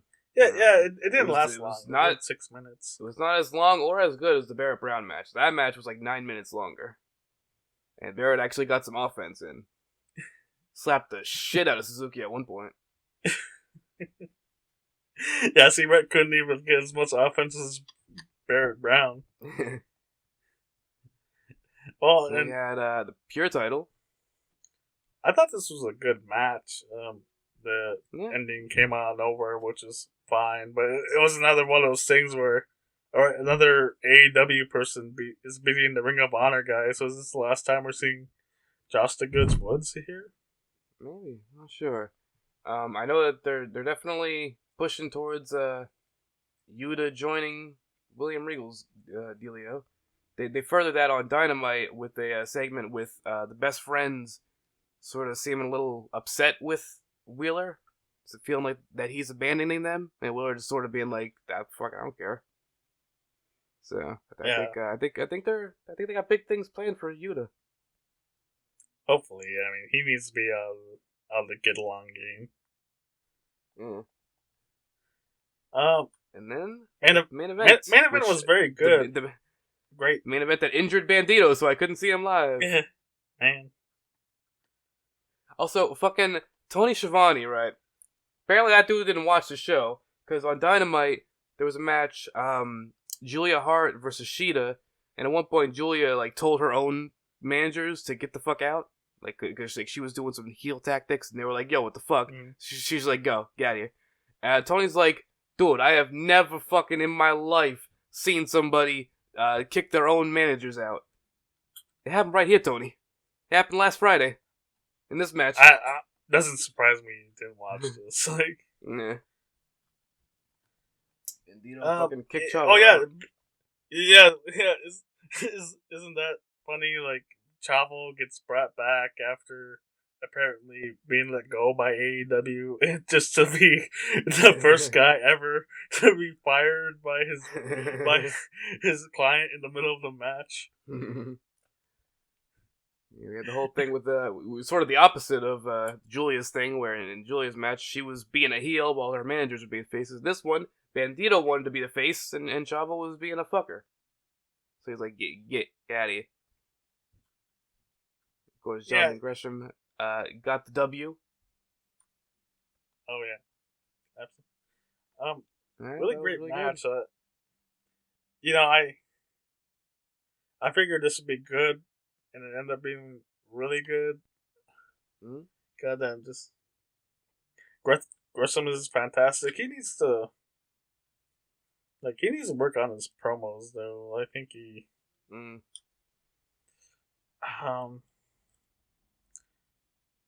like he's very strange when he does a promo. I'll say that. I mean, he ain't Jay Briscoe. He ain't the Briscoes. He's not lethal. I think he needs to. I think he needs to take a look at how those guys talk. Maybe pick up something from them. I get he's trying to be like a character or something. I don't think. I think in ring it works great, but I think he needs to work on. If he goes to AEW, I think you need to work on his promos here first before he went there. Honestly, what do you think? Yeah, I haven't really seen much of him in the way of promos. It just sort of seemed, like he's really good in the ring, and I think that's enough to get him over. But like, his promo work just seemed like, he exists. It's serviceable enough. with how good he is in the ring. You know, of the two guys in this main event, he's the one that probably needs a manager. All right, really good show. I did feel down because it kind of because it does feel like the book is closed. It was the closing chapter of the Sinclair broadcasting era, but it's the opening chapter of the Tony Khan era, and everyone who listens knows I don't exactly know how to feel about it. He's not my favorite booker, but I about as much as angry as people get at me for this, I do give people pro wrestling companies chances, and when I'm not happy with the product, I'll let it be known. I guess my problem is often when something's really good, I'm just content to enjoy it. Maybe I ought to share more of me liking stuff more often. Mm-hmm. And I'll say this: I really like WrestleMania Saturday. There was parts I really liked and parts I think it's more good than. What about you? Yeah, I enjoyed Saturday for the most part. I didn't watch Drew versus Happy Corbin. I didn't watch the tag match at the beginning. Apparently, Rick Boogs got legitimately injured. So what happened was he had one of the Usos up in a fireman's carry, and the other Uso jumped on him for whatever reason, and Rick's his knee decided, oh yeah, I'm gonna go up your leg now, and yeah, he's probably gonna be out for half a year at least. It was strange. I missed the first 15 minutes of this show, and then it was perfect because I came from the store and I thought, oh man, we're missing the show. And we're like 15 minutes late and we're at the beginning of this match. Like, what the hell happened the first 15 minutes? Thank fuck that. I did like. I watched Drew McIntyre versus Happy Corbin. It's a decent, okay match. Like it was what it was gonna be, as good as it could be with Happy, and they did do an angle where they stole Drew's sword, so Drew tried to attack Madcap with his sword and cut the rings, which was, I guess that was a cool moment for the people. We had the tag match with fucking Miz and Logan Paul versus Ray and Dominic, which again, Logan was way better than he should have been. And for some reason, Miz turned on Logan after the match was over. I think the idea is like the Miz wants the spotlight. The thing with me, right, that I don't get. So there was like an interview, like backstage interview that they like posted on YouTube or whatever with Logan afterwards. Which first of all, he said fuck like 4 times, and the interviewer looked like genuinely scared, like she was gonna lose her job. But like for some reason he equated Miz turning on him to Will Smith smacking Chris Rock, even though that. Well, it's topical. That's all. That's like topical, but like there's no correlation. Yeah, he didn't say anything about He didn't say anything about Maurice being bald. Nothing like that. Are you expecting like something like well thought out from Logan Paul? You got a point. Was Logan the one, or was it his brother that decided to film himself in that place in Japan? Yeah, that was Logan. Suicide. That was Logan. Yeah, see, guy's a fucking idiot. Yeah, Jake's arguably worse. They're both stupid. So was Jake the one that got caught like in a mall during the riots and stealing shit? I think so. I think that was Jake. I think that was Jake. Yeah. So so yeah, I don't expect anything genius out of Logan Paul. That reference was dumb. I thought the match was okay. I get that the match was fine. I think it's pretty sad that Dominic, even though he was a wrestler, didn't do a good job as Logan Paul. Yeah. And well, Ray's old, but he's so over. Yeah. We have Bianca and Becky and they teased the SummerSlam. It was SummerSlam, Survivor Series, whatever thing. They teased that happening again at the beginning. Yeah, like match it seemed like Becky was gonna win immediately, but didn't. And eventually, Bianca ended up winning. I really like this match. Yeah, it was a really good match. Yeah, absolutely. And that, Becky's a lot different than the last time I saw her. I'll be honest. I think she looked more hot here. Well, they had the angle recently with like she was trying to cut Bianca's hair, but then Bianca changed it around on her, and instead of like it messing up Becky at all, it made her look like fucking Hayley Williams, like early Paramore era Hayley Williams, and that's right. Just worked for her. So then we had, of course, Seth Rollins coming out to find out who his opponent is. And everybody was chanting Cody Rhodes, and sure enough, it was Cody. And he even got his the fucking AEW theme, or like his post WWE theme. I didn't expect Cody to, like. I guess I should have known better because it's WrestleMania and it's all the only the crazy hardcore fans are gonna spend thousands of dollars to go and be that close to the ring. Right, so I should have known better, but yeah, I didn't expect Cody to be welcomed back like this, but it was really cool to see. Cody's great, Seth's great. I thought the match was really good, and thankfully Cody won. Hopefully, I think I said this before. Hopefully, WWE just keeps the momentum. Instead of like him not meaning anything. I didn't watch most of Raw, but I did see Cody cut a promo on Raw, where it was like a very emotional promo where he was like tearing up and all that, talking about how like one of his life goals was to win the WWE Championship and like put it in his father's hands, but then like obviously he can't do that anymore because Dusty passed away. But like it's still his goal now to win it for his dad, and it's like they set up potential Cody going for the title. They got that all set up, and I mean, I hope that things go well for him. WWE doesn't exactly have the best track record, but they started off good at least with this, so hopefully they don't fuck it up. And next match, I think they let Ronda wrestle Charlotte too long. Yeah, I've heard this match was just all right. This one I didn't really watch. I heard it was just all right. Like it wasn't that great, but it wasn't horrible. It was just it existed. Yeah, it was just fine. Before we were complaining about this not being the main event, but after the way the match happened, I'll say this: it could have been better if it didn't go. If they didn't have Ronda go 20 minutes.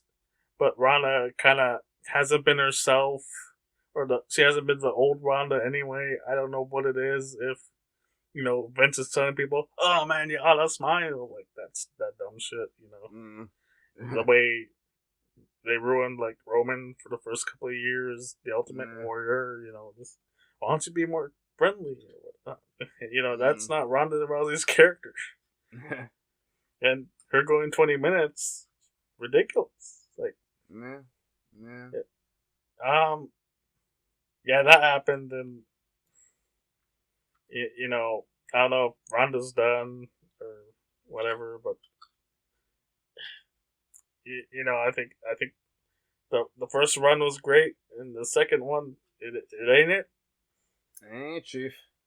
Yeah. And then we had the main event, which actually ended up being a match. Stone Cold and Kevin Owens. Kevin Owens came out. He, did his shtick. He introduced Stone Cold. Made it seem like it was gonna be a talk show. It was kind of strange a little bit for me because like it felt like Kevin Owens was trying to talk big at first and make it seem like Stone Cold was gonna be intimidated by him. And then once Stone Cold actually came out, he started to be like more of a coward. But then while he was like in the middle of that shtick, he just suddenly started talking shit to Stone Cold, like right after he was being a coward just seconds ago. Then he started saying like, "Yo, if you want to fight me, I'll kick your ass. We gotta have a match right now." And so I'm not really sure what they were going for exactly. Well, maybe it was like Kevin needed to talk himself into it, perhaps. Maybe, but yeah, that ended up having an actual no holds barred match where Stone Cold took a fucking suplex on like the on the fucking concrete, which was surprising in his first match in 19 years. Oh man, yeah, this was yeah. No matter what, like we didn't know what state Steve, like we didn't even know if there would be a match or not. Thankfully, there was. No, I heard I heard people speculate that Austin didn't want to advertise it's a match because he didn't want people to expect a match and then be disappointed. This might have been the better way to do it. Just saying, all right, we're gonna have the match at the show. I think I think it got everyone excited, and no one had high expectations. And the way they were talking, you weren't gonna. And what was fantastic was there was only one table spot this whole show, and it was this match. I gotta keep it for the main event, guys, and let it make sense. Yeah, I think it was. Yeah, it wasn't gonna be Austin versus Brett, but I think Austin, for how long it's been, I think it was impressive that he was able to do what he did, and Kevin Owens was the person to do it with, as far as I'm concerned. Yeah, good. And that was night one. I didn't watch. And, it was pretty good. The main event was not good. So it had RK Bro versus Street Profits versus Montez Ford and or Street Profits is Montez Ford and Luckets versus Alpha Academy, which was really good tag match, really good 3-way tag. Bobby Lashley versus Omos was not good because I don't know who the fuck would expect that to be good. I'm sorry, I'm sorry. Every time I hear someone say almost, I think they're saying almost. It was almost a good match, except it wasn't. It wasn't even close to being a good match. We had Johnny Knoxville versus Sami Zayn, which was way more fun. Where it was way more fun than it had any right to be. And Knoxville took some crazy bumps. And Sammy stiffed the fuck out of both him and Wee Man with the haluva kicks. Kicked the shit out of both of them. There was the 4-way for the women's tag titles, which I don't think I watched that one. Sasha and Naomi ended up winning them. Edge and AJ had a really good match. That was probably the best match of night 2. Looking at this, actually, I would expect Roman and Brock to be good, but Edge and I know Edge is old, but he could still have good matches, and he's in there with AJ. Yeah. Sheamus and Rich Holland versus New Day. I didn't watch that one. It was 1 minute and 40 seconds apparently. So don't know what happened there. So this tag team, I think it was Kofi and Big E that got the record, but this team that's like on a level of legendary tag teams in WWE gets beat in less than 2 minutes at WrestleMania. Yeah. With one of them being a former world champion. What the fuck? Like it's stuff like this that makes me dislike WWE. Yeah. Then we had Pat McAfee versus Austin Theory, which... Why is Pat so good? Why is that... Like, I get that he was, he's considered, one of the all-time best punters in NFL history, but being a really good punter does not explain how you could do a perfect backflip off the top rope and land on your feet perfectly, and then you could run and jump straight back up to the top rope with ease. Like, why is this guy so good? Guy's super athletic. Super fucking athletic. And he won that, and then for some reason they had, Mr. McMahon end up facing him afterwards and beat him. Which, granted, Austin Theory was in there causing some bullshittery, but it was kind of weird. Stone Cold came out afterwards, though. And we got Stone Cold's stunner to McMahon for the first time in years, and then one of the best GIF moments of the night was Stone Cold was celebrating with Pat afterwards, and then Stone Cold being Stone Cold ended up giving him a stunner as well. When Pat took the stunner afterwards, he was holding a beer in his hand when he took the stunner. The camera is briefly on him afterwards, and you see him laying on the ground looking half passed out, but he had the beer held up over his head and he was still drinking it. He was just pouring beer into his mouth still. That's funny. Pat is great. And then we had Roman versus Brock in a match with, I think there was like, it was 12 minutes, and there was maybe like 5 moves combined between the two of them. Oh, wow. Yeah, like they just, like I know that They just, the Brock's not really known for doing too many moves these days, but between the two of them for 12 minutes, it was like fucking, that's it. That's all they fucking did. that's really disappointing. They need to stop Yeah. doing this feud. Yeah. It is not the fucking Austin versus Rock or any of those kind of Andre you know what? Hogan. You know, a feud that really disappointed me that this is probably more like, it's more like John Cena and Randy Orton. Mm. And, Yeah. you expect like, oh, this is going to be great. The build-up was never there.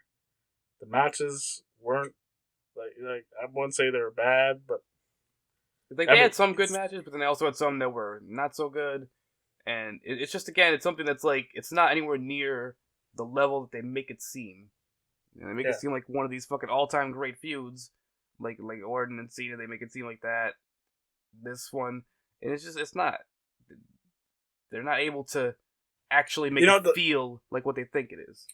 The promos were great. What we got at the end was, I mean, I'll take your word for it. It was probably blah.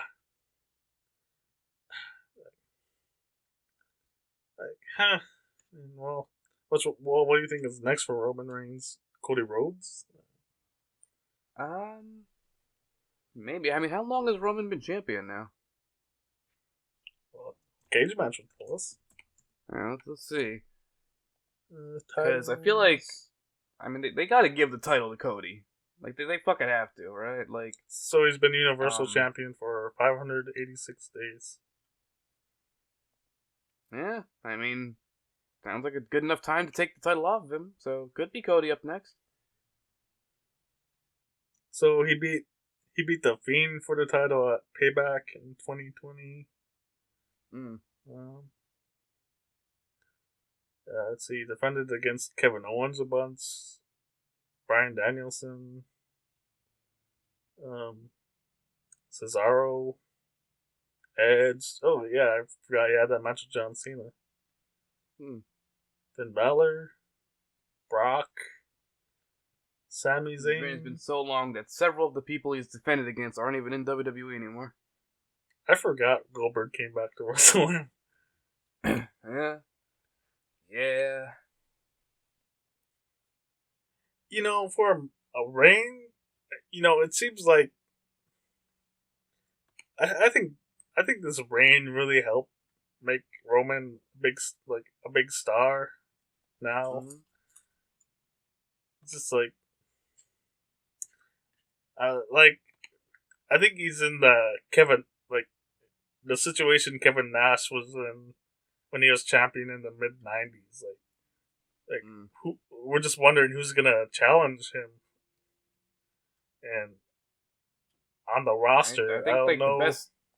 The best option is Cody. Yeah, especially with the promo they did on Raw with him, very clearly signaling that he wants to go for the title. I'm just like, that feels like a SummerSlam main event. I just don't know. They might have to do it earlier because I don't know who else on the roster is gonna challenge. Yeah. I mean, I guess there's Edge. But Edge is heel. Well, yeah. They don't like doing their heel versus heels. This was a problem for Kevin Nash because it was like a bunch of great baby faces who could have challenged him, but he was a baby face too. Yeah. And like Bobby Lashley's a heel, Edge is a heel. They need to turn someone. Yeah. It probably would be ideal if Cody were to win it at SummerSlam, but again, like, just getting there, they gotta find people to fucking feed the broth for that long. Yeah. Well, that was WrestleMania weekend. I didn't watch Raw. I didn't watch Sunday's WrestleMania. That was too much. Yeah, I just watched the Cody promo. That's the only thing I saw on Raw. I might watch that after So yeah, like I like I told you, we're just gonna talk wrestling because this is gonna end up being like what, a 2.5 hour show now. But I mean, you had the portion before with your Green Party of Alaska, pal, and now we yeah, have we had this like we had hour and a half Robert of Shields wrestling. wrestling. Yeah. So depending on what happens, I'll have another interview with either someone doing the summit, which is or you know, let's talk Gopher Tuk first, since I need to bring up my notes here. So what's on YouTube and what are you guys streaming? It's finally happening, Moose. It's finally happening. I mentioned before that Oh, Shenmue it's 3 was over. finished It's over. recording, but it Yeah. still had more to go in terms of actually uploading it. Monday. I believe Monday is when the finale comes out for Shenmue 3. Oh, Finally, oh finally no, at the finale. Yeah. I'm not ready. And then on Tuesday there will be a one-off that we recorded back when we recorded the Pokemon Smash or Pass videos of Gopher versus Tuck in what the fuck was it? Dragon Ball Fighter Z, which you will soon find out Brandon is much better at than me. And then after that, it's going to be the Spider-Man DLC with the entire first DLC, because we're recording one DLC per session. So like the first DLC we recorded in one session. We just recorded the second DLC today, and we got another DLC to go. The entire first DLC will have no Tuck, because Audacity decided, you know what? No, we're not recording this apparently. So it's gonna have it's my voice. You should have them dub themselves in. Well, That's probably too much work. What we're gonna do is Future Justin, while editing it, is gonna try to remember what Brandon said and try to post on screen in text, as close as he can get to whatever it was. I know there's a whole bunch of stuff about Madonna that was being talked about. So yeah, we'll see how that ends up going. Fortunately, it was fixed in the next one in the second DLC. But so there's that. And we're doing Kirby, obviously. Tuck's playing Kirby. That's going. That's doing its thing. On Twitch, the Dark Souls 2 co-op series playthrough dealio with Jeff is still going. Elden Ring again was finished already. We did some Smash today. I gotta do a drunk stream at some point in the future. I don't know when exactly. Maybe some point next week, potentially. If I'm feeling well. Gotta get a drunk stream going. We've been playing like Halo, WWE 2K22.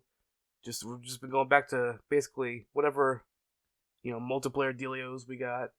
Now that Elden Ring's done, but then also again, Dark Souls 2 co-op is still going once a week, usually on Tuesdays. But this week it was on Wednesday because Jeff had a doctor's appointment on Tuesday. So, but it'll go back to Tuesday next week, and that's the Gopher Tuk Updates. It seemed like the best way to catch a Gopher drunk stream is being on the Discord. Yes, I do mention it on the Discord. I let people know about the dealio. I think our YouTube video descriptions have links to the Discord. Yeah. I believe so. Yeah, if you want to go in there and you're watching this or you're listening to this on YouTube, it's down there in the description. And see, a reminder to everyone: Friday, April 22nd, Saturday, April 23rd, and Sunday, April 24th is the Regenerative Planet Summit with keynote speaker Jesse the Body Ventura. Jesse the Body Ventura. See, buying tickets will give you the link to the videos at www.a-r-k.us/RPS22. Yes, there you go. Yeah, you can save some money by buying tickets for all 3 days for $30. Jesse's gonna be talking on Saturday if you really want to see him.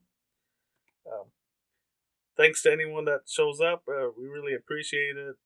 And I think with Jesse, it's always entertaining and it's always informative. So please check it out. I'm not sure who we're having on next week's show. I don't know what to hype up for next week. What about you? Don't know. There is one other thing I want to briefly mention, but I'm not really sure exactly how much of this I should be talking about. But there is currently something possibly in the works. It's not guaranteed yet. We're still in the early stages, still thinking about whether or not it's even going to happen. But there's a project that is possibly. I'm not talking about your. Yeah, I'm not talking about that. So even I don't know what it is. Yes, even you don't know what this is. But there is potentially going to be a new YouTube channel that is run by somebody else, not me, but I will be a part of it if such a thing does happen. And yeah, that's really all I can say about that at the moment. I will hopefully be able to give more updates on that in the future once more is known. Hey, we may know more next week, ladies and gentlemen. You just have to tune in and find out. Yeah, that's possible. I'm Joshua Hadley. He's Justin Belanger. Thanks for Robert Shields coming out of the show. Have a good rest of your Saturday, ladies and gentlemen. Yes. Enjoy the Saturday.